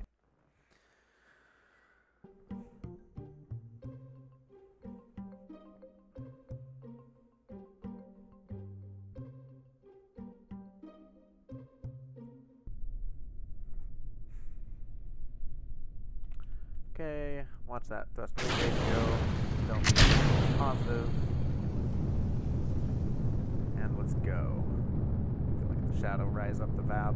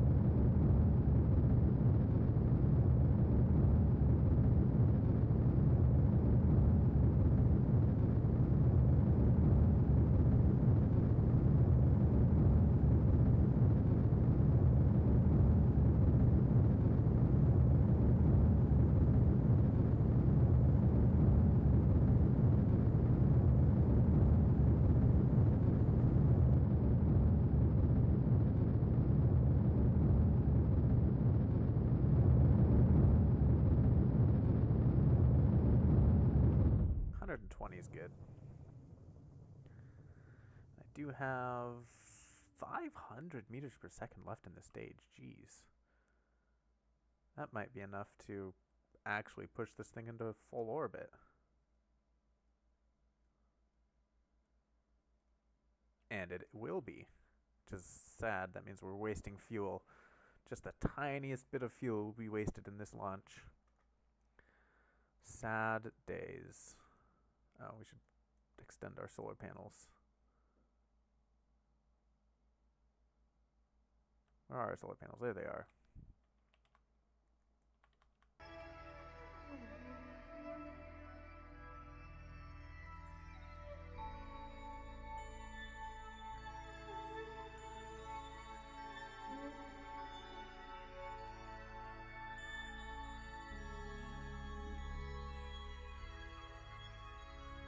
Why are we rotating?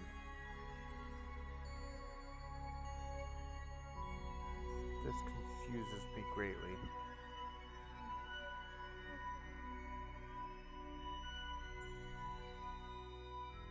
Okay, we're back under control? Question mark?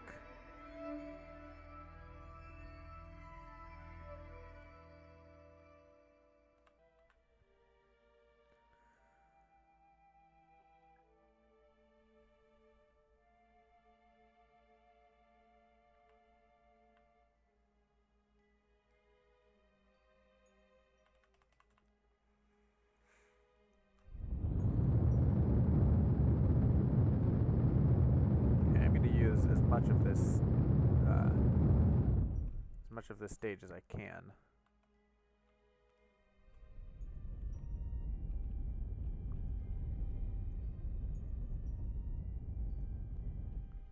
Just about to there. And then do the rest on this. Okay, so let's target you first. Unfortunately, we do have some node or some inclination differences. Fortunately, it won't happen, or we don't need to do the interception burn until after we pass this ascending node.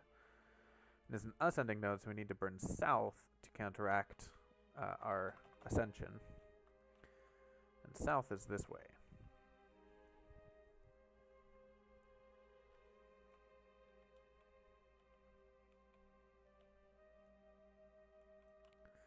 Let's open up the rendezvous thing so I don't have to look at the map screen the entire time. Oh, that was very quick. In fact, that was so quick that I bet you I could just keep doing this, turn on our RCS, and use the reaction control system to burn. Accelerated S2 is 0. More or less 0. RCS uses the same fuel as the main engine too, which is nice. It's just the monopropellant. Okie dokie. Now we can do our transfer burn at a point that is mathematically and logically appropriate, which appears to be right around there.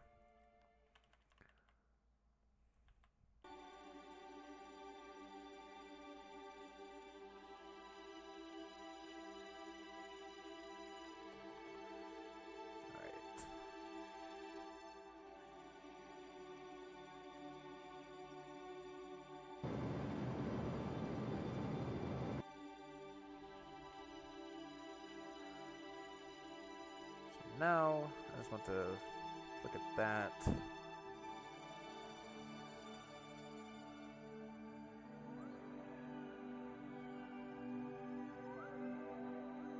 Yeah, 9 is probably good. But you know what's better than 9? 0.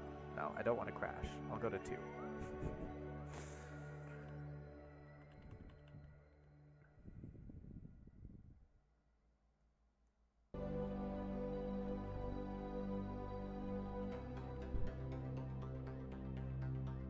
Where is... There it is. Switch over to target. Run...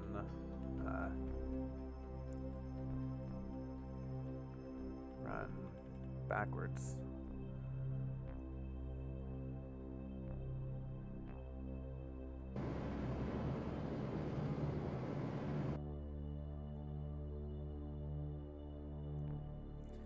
I don't want to get too close to it for reasons.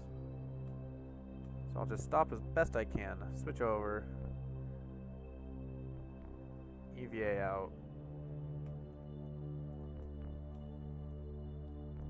transfer properly.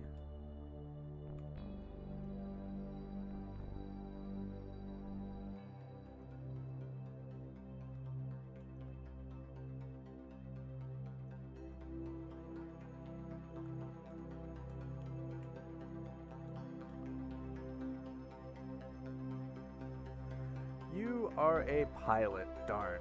We have more pilots than we could ever need. Oh well. And now, the fun part. Let's send Mrs. Franzi.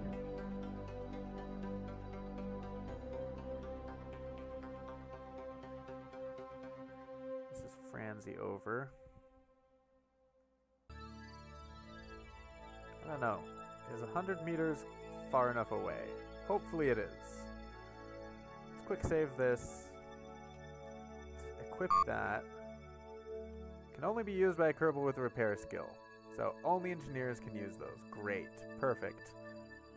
Which means I cannot attach this. Oh, I can attach it. Okay. Interesting. Okay. You can set up the explosion. Okay. I like that. Let's give myself more than 10 seconds to get away. 10 meters? Okay. Let's do this. I was used to only having 10 seconds to run away. But now I have a nice leisurely 30 seconds.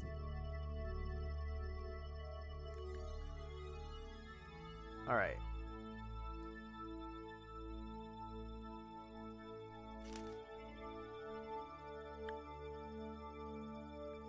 So now we can wait and watch that explode. Couple ammo. Alright. No more pod debris. Nice.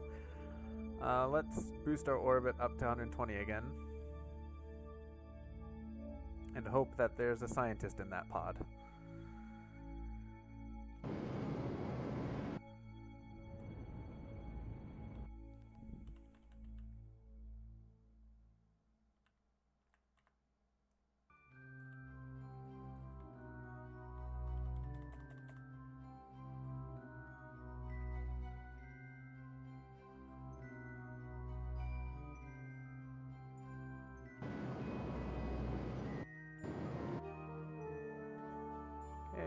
Add maneuver.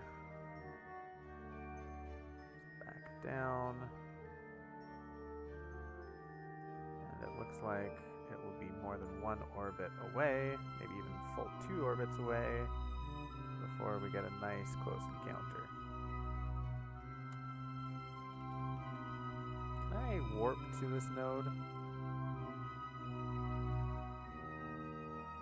I can.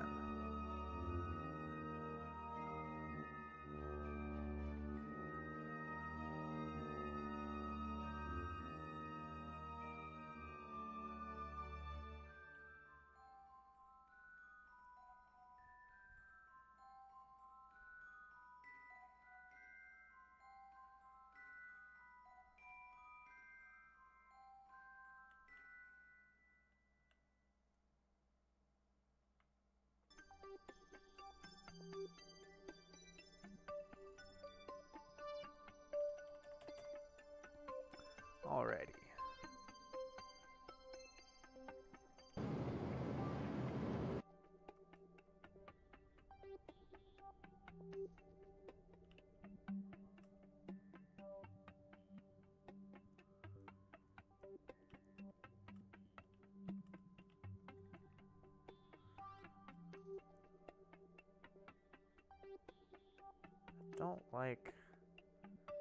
Don't like that I can't get closer than 5 meters. Let's try burning. So I'm doing an anti-radial burn right now. That appears to be helping.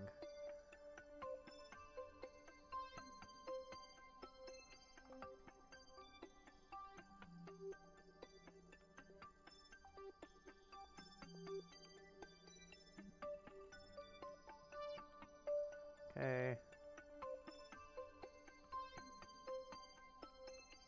So anti-radial and retrograde looks like it's the best way to decrease this distance. I'm just using the reaction control system to do this.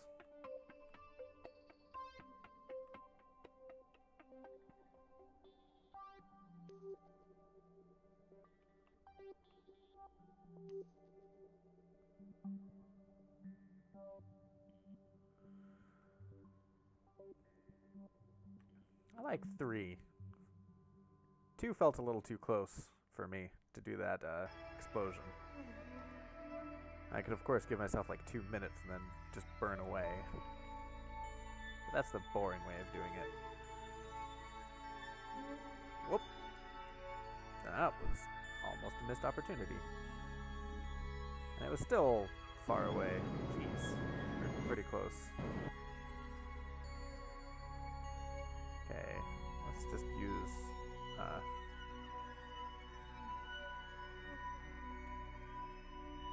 the reaction control system to slow down. Switch over. You are also a pilot. I have more than enough pilots. Goodness gracious me. I need more scientists. I have just the 2. Just the 2. Actually 3, including Bob. But I may already be including Bob in my count. So I might just have the 2 scientists, which is crazy. How am I supposed to do science without scientists? I certainly don't want to buy them. Jeez, that's a lot of money to spend on people.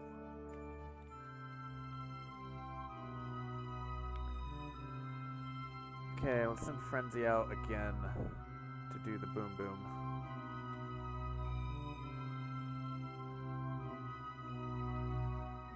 Inventory.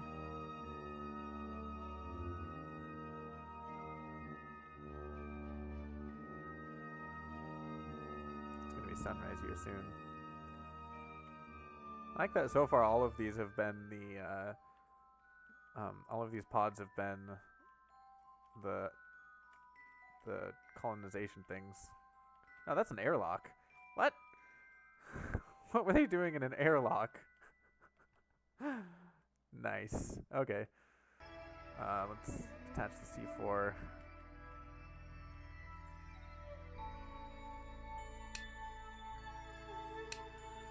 Nope. Am I too far away? Do I have to attempt to equip it and then I get the ability to attach? Yes. See, I'm pretty sure I shouldn't be able to attach without the screwdriver equipped. But if I try to equip it, then I get the option to mess with it. Let's go for a minute.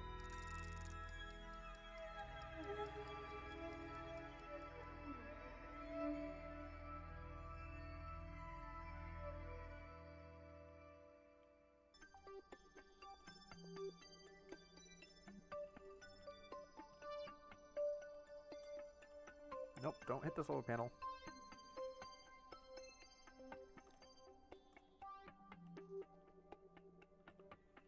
Man, I'm so used to only having 10 seconds to do this. Switch back to orbit.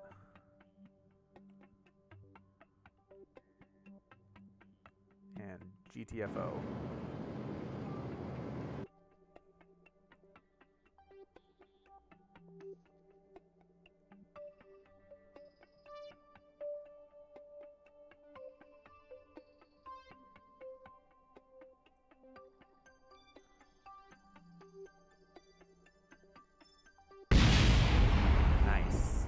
Okay. Now we want to target this place. Actually, I'm just going to circularize my orbit at 90 kilometers.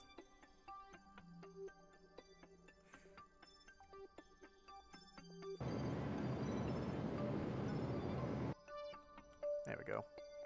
Or 80 kilometers, I guess. Do this.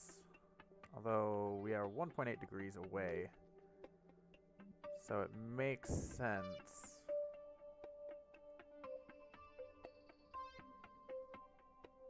Yeah. So I can do the plane change maneuver. Oh, there's a plane change right there. So that's descending, which means I need to burn to the north to counteract our orbital motion southward.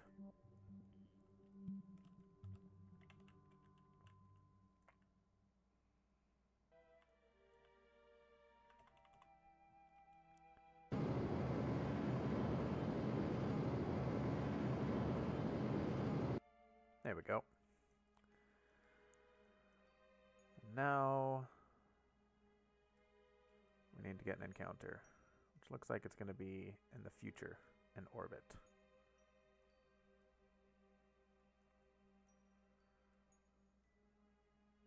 Somewhere right around there.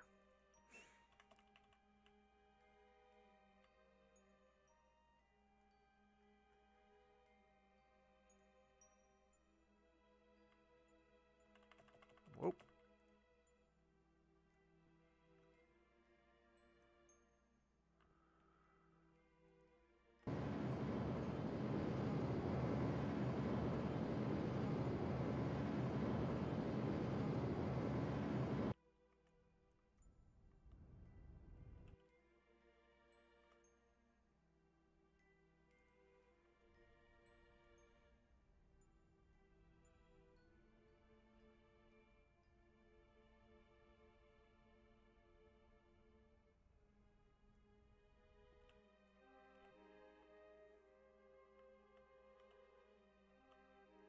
Three is good.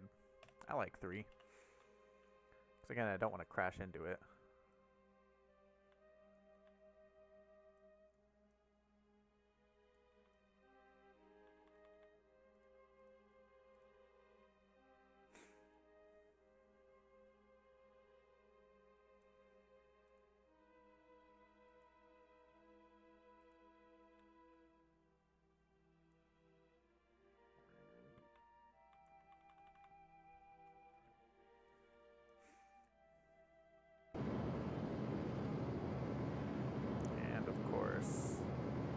Greatly overestimated my thrust capabilities.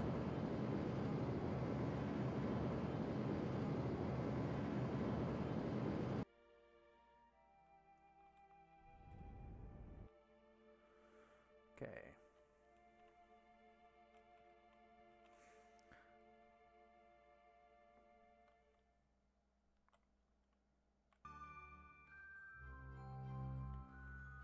Now we can pull in with just the reaction control system.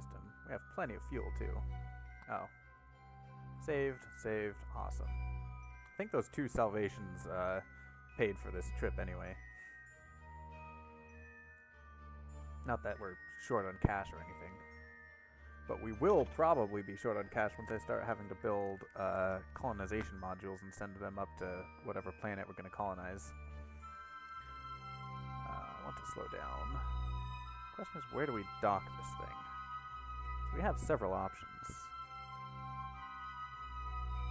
I think... Nope. I think the best option is not on the side, but on the top here. Or this side. I'll just go to the top. Set as target.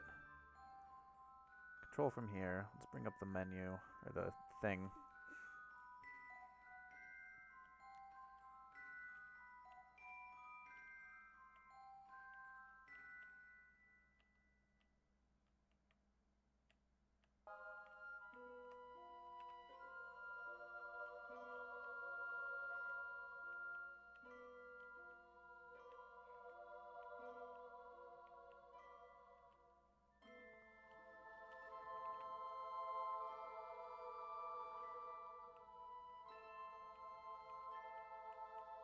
Rotate around, back up, and start translating over towards it.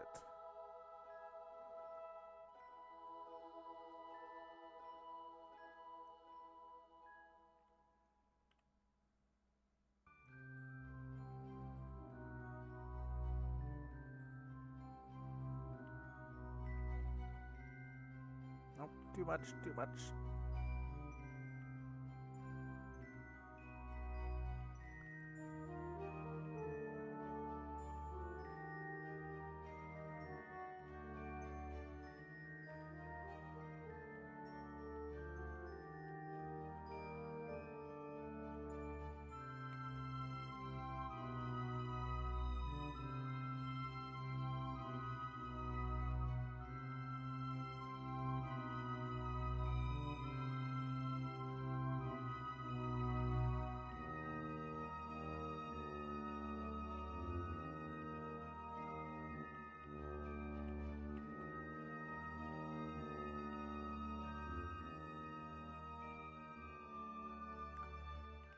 and gently in. Plonk. Notice the ladders don't line up, which is not all that great. Oh well. Okay, so we have 2 scientists in here. We have Bob and Milford. So we really do only have 3 scientists in the entire program. Great. And like a gajillion pilots. Okay.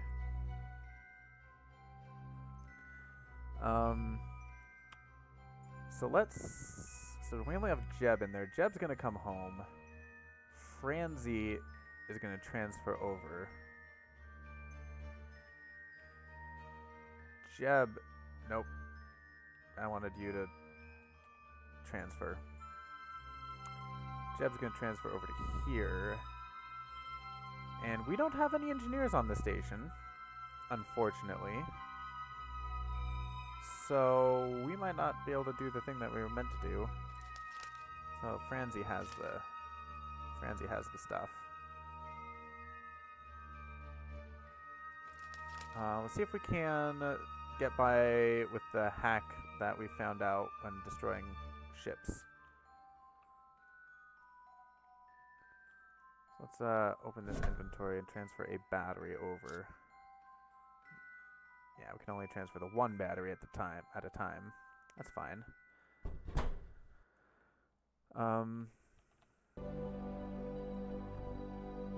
So where do we put these? I think they'd be good on the science module. Or below the science module on the life support module. Okay, so let's try to equip it. It doesn't work. But with this now, does work. This part cannot be attached without a tool. No! Alas. My hopes have been dashed. Because I don't have an engineer anywhere on board the station, so I can't add batteries. Darn. So I guess you can just attach C4 without it anyway. Well, in light of that, what I'm going to do... So you have a battery in your inventory. That's fine. I like it. So let's pull out everyone and give them a battery. Everyone who's going to stay on the station. So it's going to be a total of 3 batteries.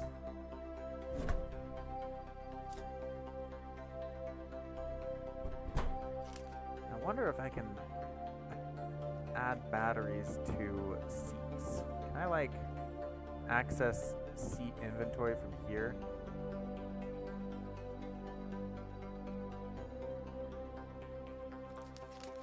Milford's inventory. Bob's inventory. Okay, so I'll give a battery to you.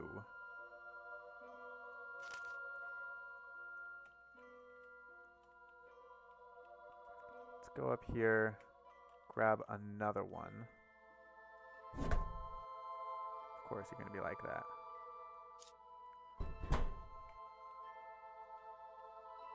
Can I access the seat inventories of this pod, is what I'm wondering. No.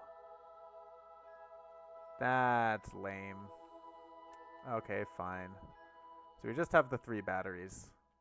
That's fine, we can work with 3. Yeah, and we'll just send 1 up on the next mission that has an engineer. Brilliant! Okay, so you have 3 batteries there, just without any way to actually deploy them. What I also will do, to save money, Jeb, Cloudo, and Rodo are going to take batteries on there as well. So that the batteries get recovered with... oh, I could just transfer directly, I'm sure. Yeah. Rodo, close, and Jeb. So we're just going to lose these 2 batteries, which cost $2,400 in total, which is a shame. Should have thought about EVA stuff. Yeah. engineer, needing an engineer. But really, of the 2 people we rescued, none of them, not one, was anything but a pilot. That's disappointing. Okay, so we've transferred the crew. Can we, like, skip this forward to the next time?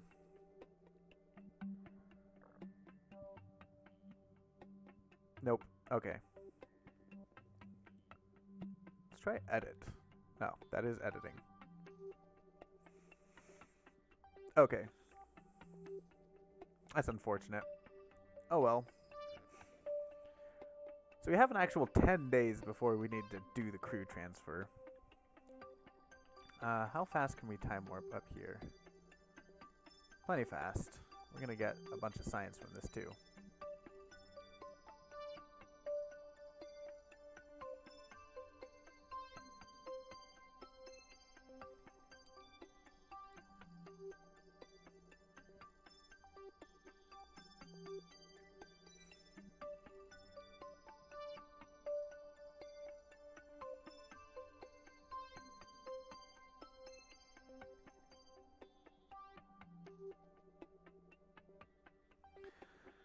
Okay, delete on close. That was not set to set. Damn it. Crew, MPL, crew, transfer. I want you every 60 days. Repeat every 60 days. There we go. Fortunately, that's right at the time that the maneuver is going to come up for the Pearl transfer. But that's fine. So while we're here and we have the extra solar panels, what we can do is transmit the science that we have.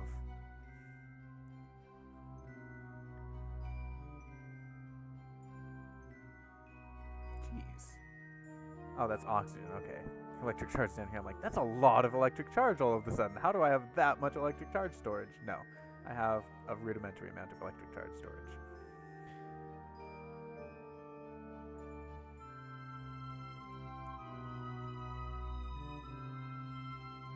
Another 100 science down.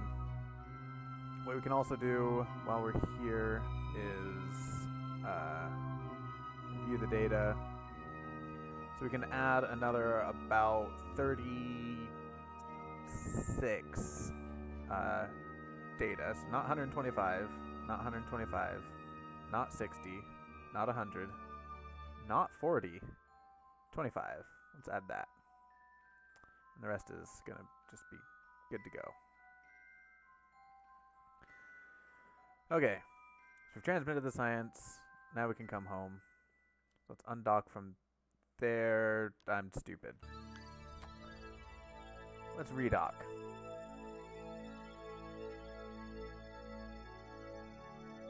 I don't know how far away we have to get to perform the redocking.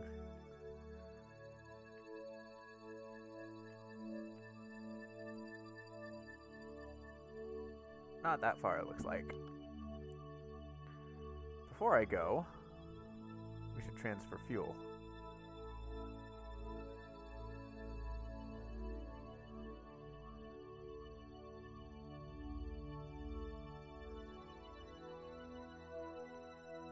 Wow, this thing is thirsty. Let's just fill up the top 2. I don't think I have enough fuel left. So that's less than 200 to fill that up the rest of the way. Let's get cutting it close. I don't know. I'm not going to do it. How much food and everything that you have? You have almost none left. So let's fill up this command pod up here. How much do you have? You have plenty. Okay, let's put you away and do the... Did I really only bring oxygen? Did I do an oxygen supply instead of a supplies container? Oh, I don't have a waste container. Okay. I'm stupid. Okay. So I'm going to close out the ability to actually drain from this command pod. Because if worst comes to worst, that means that we're always going to have at least 3 days of food for, or maybe it's just 1 day of food for everyone here, which should allow me enough time to send up an emergency supply thing. Or food, water, and oxygen, I mean. I am so... I can't believe that I didn't bring waste containers. Oh well.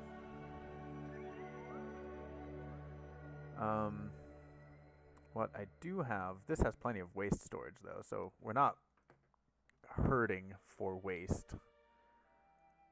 What I do want to do is...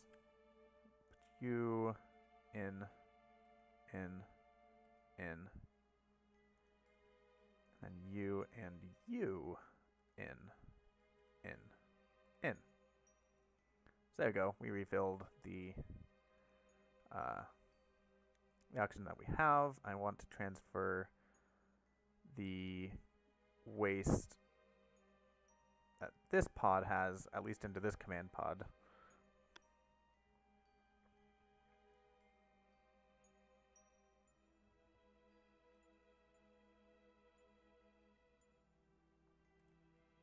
And I can transfer the monopropellant over. Alright, and the rest of this waste can go down into this this pod here. Okay, now we can undock properly. Let's pull away. Turn on that. And I don't really... It doesn't look like we're anywhere near... Oh, there's the place. Okay. So if we come around to about there and do our burn, we should land somewhere close to the launch pad.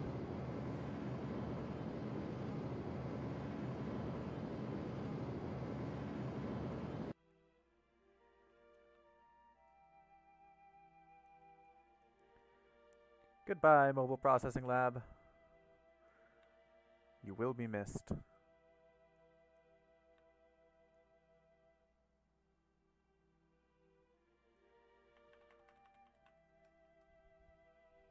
Alright, let's ditch this to the south. Why not? Okay.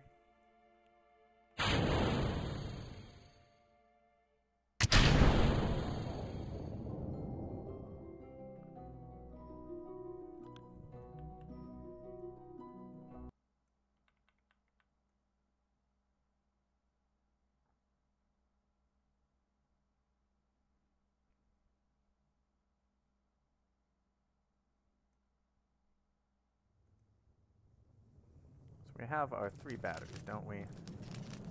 Yeah.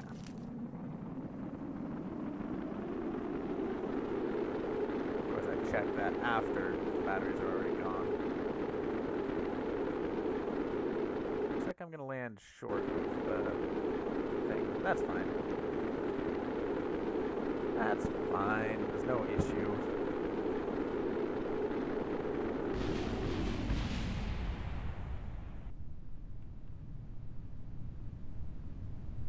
Space Center is just on the other side. Oh, I didn't realize those were already primed.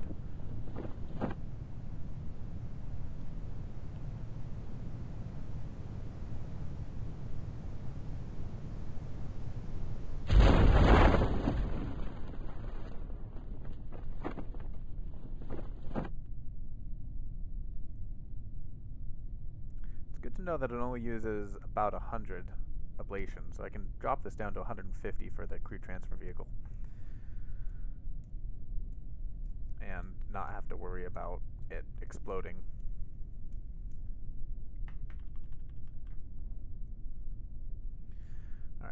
cover that. So we now have two extra pilots. Ugh. So many pilots.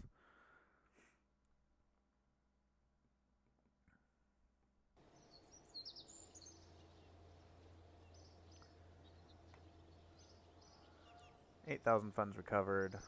We have way too many pilots and not enough scientists. It costs a lot of money to recruit a scientist. I don't need to do that right now at this current moment. I will upgrade this while we're here, though, just to get unlimited Kerbals. I want to upgrade this too, because the next... Actually, I want to get some science first. I want to get specifically this science. So that's IRSU, but that's way in the future. Actually, that might be what we get next.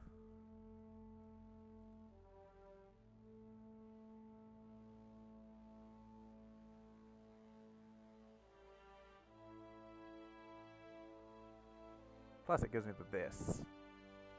At any rate, the next easy place to get science is asteroids. And to get asteroids, we have to open up this to get unknown orbit object tracking. Wow, it's already been 3 hours. Time does fly.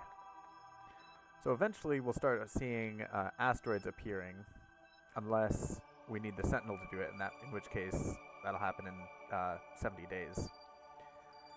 And then we can go out, rendezvous with them, bring them into orbit, and do science on them. And that will be very beneficial. And we'll get a lot of science that way. And since we have the nuclear engine, we can actually bring them back properly without spending a gajillion amounts of money on launching heavy fuel tanks.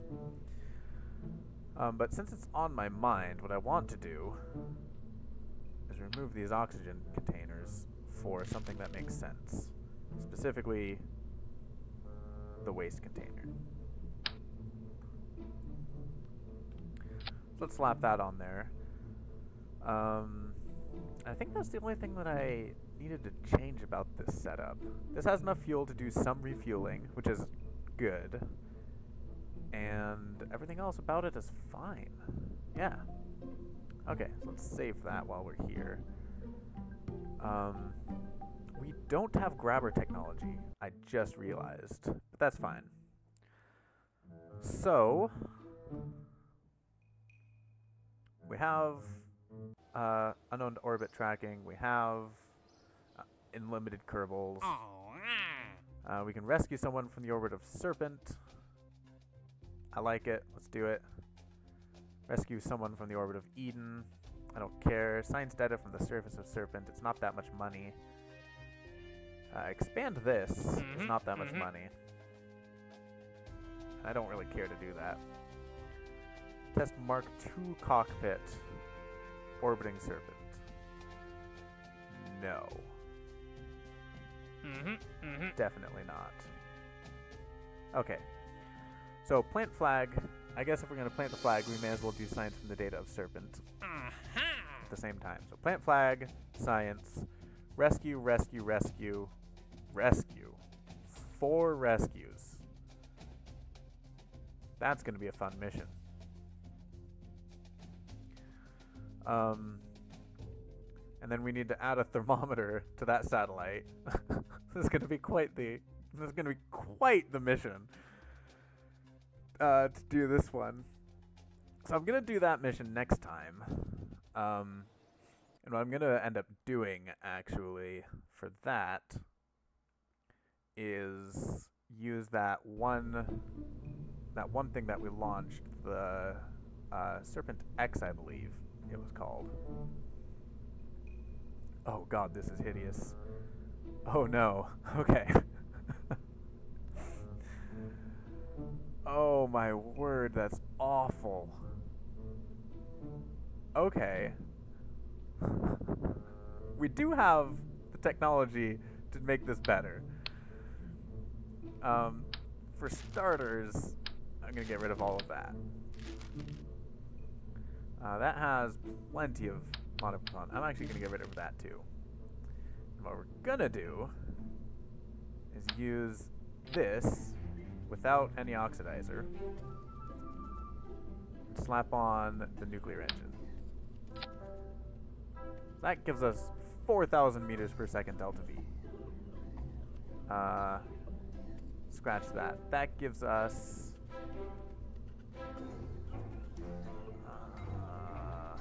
what is that? That gives us 2,000 meters per second delta V. That is an interesting number. That is enough to get us to Serpent and enter an orbit and not much else if we want to get back. If we get rid of this bit here, what we're going to do, instead of this silliness, is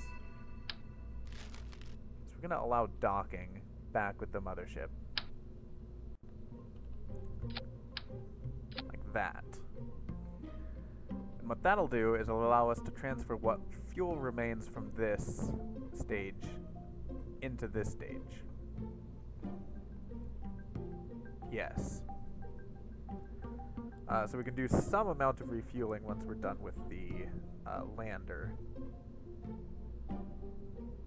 And then use this to get home. So, I don't like that that's at the bottom, or at the top. So we'll have 2,000. Getting to Serpent and entering orbit will leave us with about 900 meters per second left over, which is enough to do some plane changes, but not much plane changes. I don't exactly like that.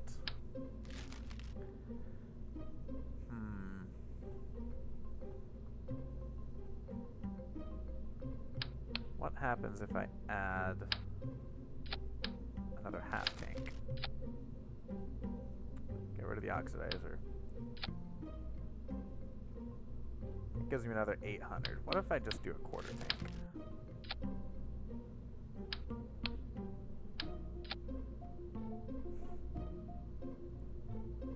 $400. I'll take the 400. And because I'm a stickler for such things, let's slap that on there. Okay. So there we go. We have our Serpent X that works just fine. This lander has way more fuel than it needs, but that's fine. I don't care. And instead of this behemoth monstrosity of doom and death, I'm just going to throw that away and use our Apollo 1 base and build a better launch system, since now that we have the ability to do so. The first thing on that launch system is going to be that.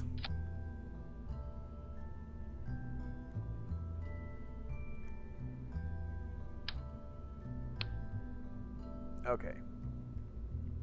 So that launches. No. What? No. Boo. I don't like this. I don't like this already. Okay.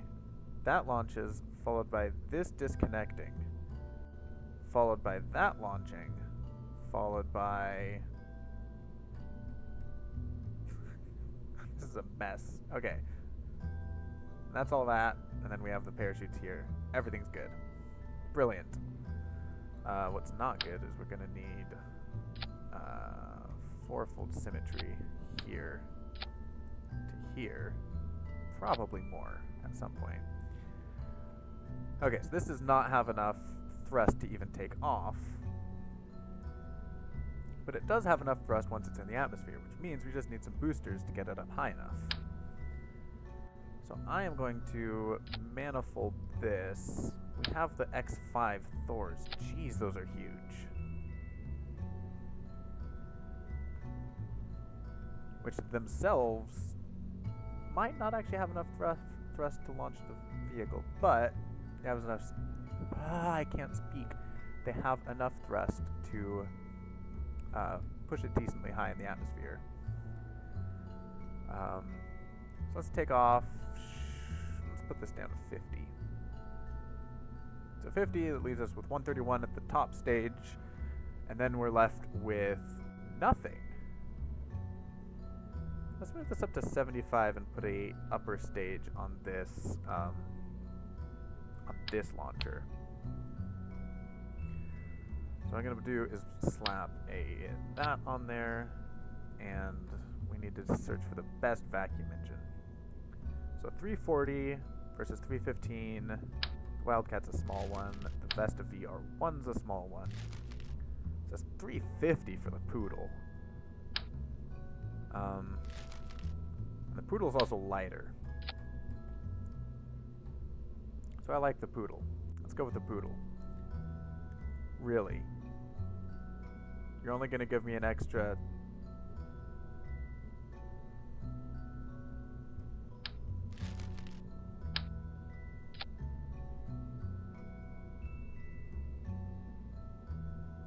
What?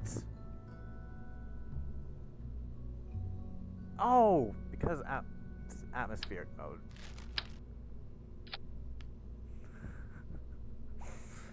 There we go. You're going to give me an extra 1,000 meters per second, although at not a very good thrust. So that's the benefit of using the Vesta, is the thrust is going to be a lot higher. And I think that's useful for an upper stage, especially for this thing, because I don't want to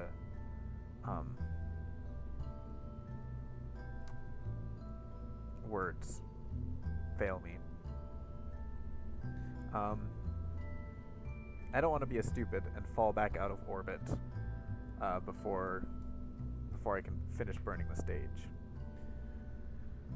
So after that, slap the actual 2.5 meter decoupler on there. Put that on.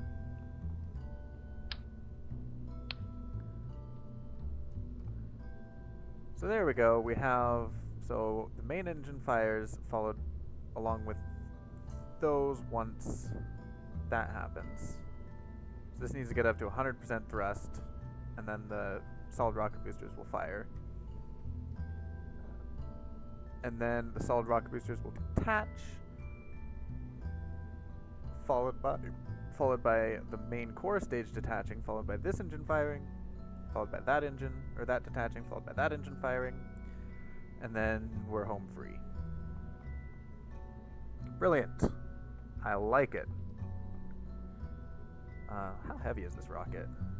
This is 251 tons, so I'll call this the Serpent X2, because it's an actual, not monstrosity of a launch system. Let's go up there. And I also want to add... Do I not have pylons still? I do not have pylons. Okay.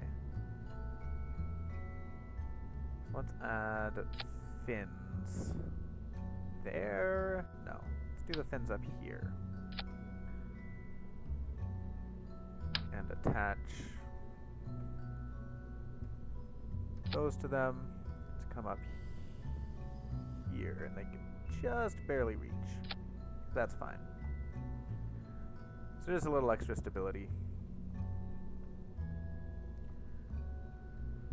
What I'm also probably going to need on this side are ullage motors. And I haven't even made the change that I wanted to make to that upper stage yet. Damn it. Okay. That will be done after I do this bit. So I want a motor there, but they want to fire when they fall off. Did you seriously not? Okay. You fire when you fall off. Good. Copy you. And I want to also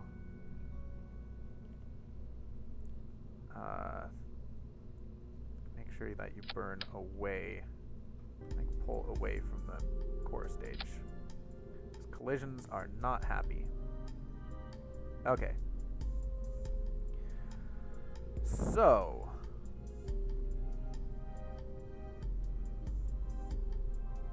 I want to copy this part and save it as Apollo 2 2. And this is 40T L or 2.5 meter 40T LEO 2-stage 2 SRB. Yeah, 2-stage 2 SRB. So just a little brief description of what it is. So this is a 1-stage, no boosted. This is a 2-stage, 2 boosted. So if I swapped this out with liquid boosters, I don't know what I'd call that.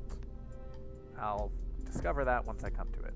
Anyway, the main thing that I wanted to change about this design, because we're going to be doing so many rescues, is also include a hitchhiker container. Hopefully that doesn't break all of the things. And I don't think it does. It takes 100 meters per second off of our main stage.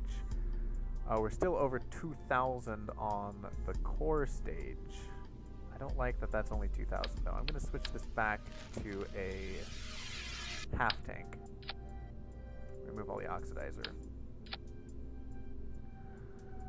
So it's another 100 meters off, but then that pushes us well above for our booster stage. And then everything else above that is just fine. That lander has way more than enough thrust to do anything. So just make sure I got this right. That fires, followed by the boosters and those releasing at the same time, followed by the boosters falling off, and the Separatron motors firing. Good. Followed by that falling off, followed by that engine, followed by that falling off, followed by that engine, followed by nothing. After that, it's just normal words. Okay, so we have 4 rescues to do, and I need at least 1 engineer, and probably a pilot just to make sure. So I will have in both seats, I guess, just to double check. We're going to be making 4 rescues, so I want each of you to have that and 4 bits of C4. So that's seat 0, seat 1. I want the same thing.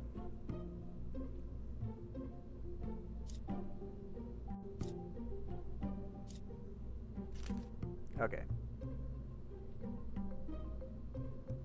That's expensive. Oh well, we'll come back with whatever we don't use. But now that I say that, I can take seat 1. What I can do is just have whoever the engineer is at the time steal the C4 from whoever has it, if they don't have it automatically. Alright, that is Serpent X2. Let's save this. Now what I want to do, so this is 137,000. I'm going to write that down. It's 137,872. And 260 tons. 59.2 tons. Compare that with the monstrosity that was the Kerbin, or the Serpent X, which was 180,000 and 380 tons. So even though I've added more weight onto this upper stage here due to the hitchhiker container, this thing still performs very poorly. This upper stage only has 2,000 meters per second. My upper stage has 2,600. And this is just a monstrosity. That just goes to show you the technology matters, because I've gotten rid of all of this in exchange for the nuclear engine, which is way more efficient. So I have to take less fuel, which means I have to put less fuel into orbit. So I don't need all of this just awfulness. So the Serpent X2 is just a superior craft in every way. Which means the Serpent X is still, I believe, the most expensive ship or the heaviest ship we have launched into orbit so far. Unless this is heavier. Nope.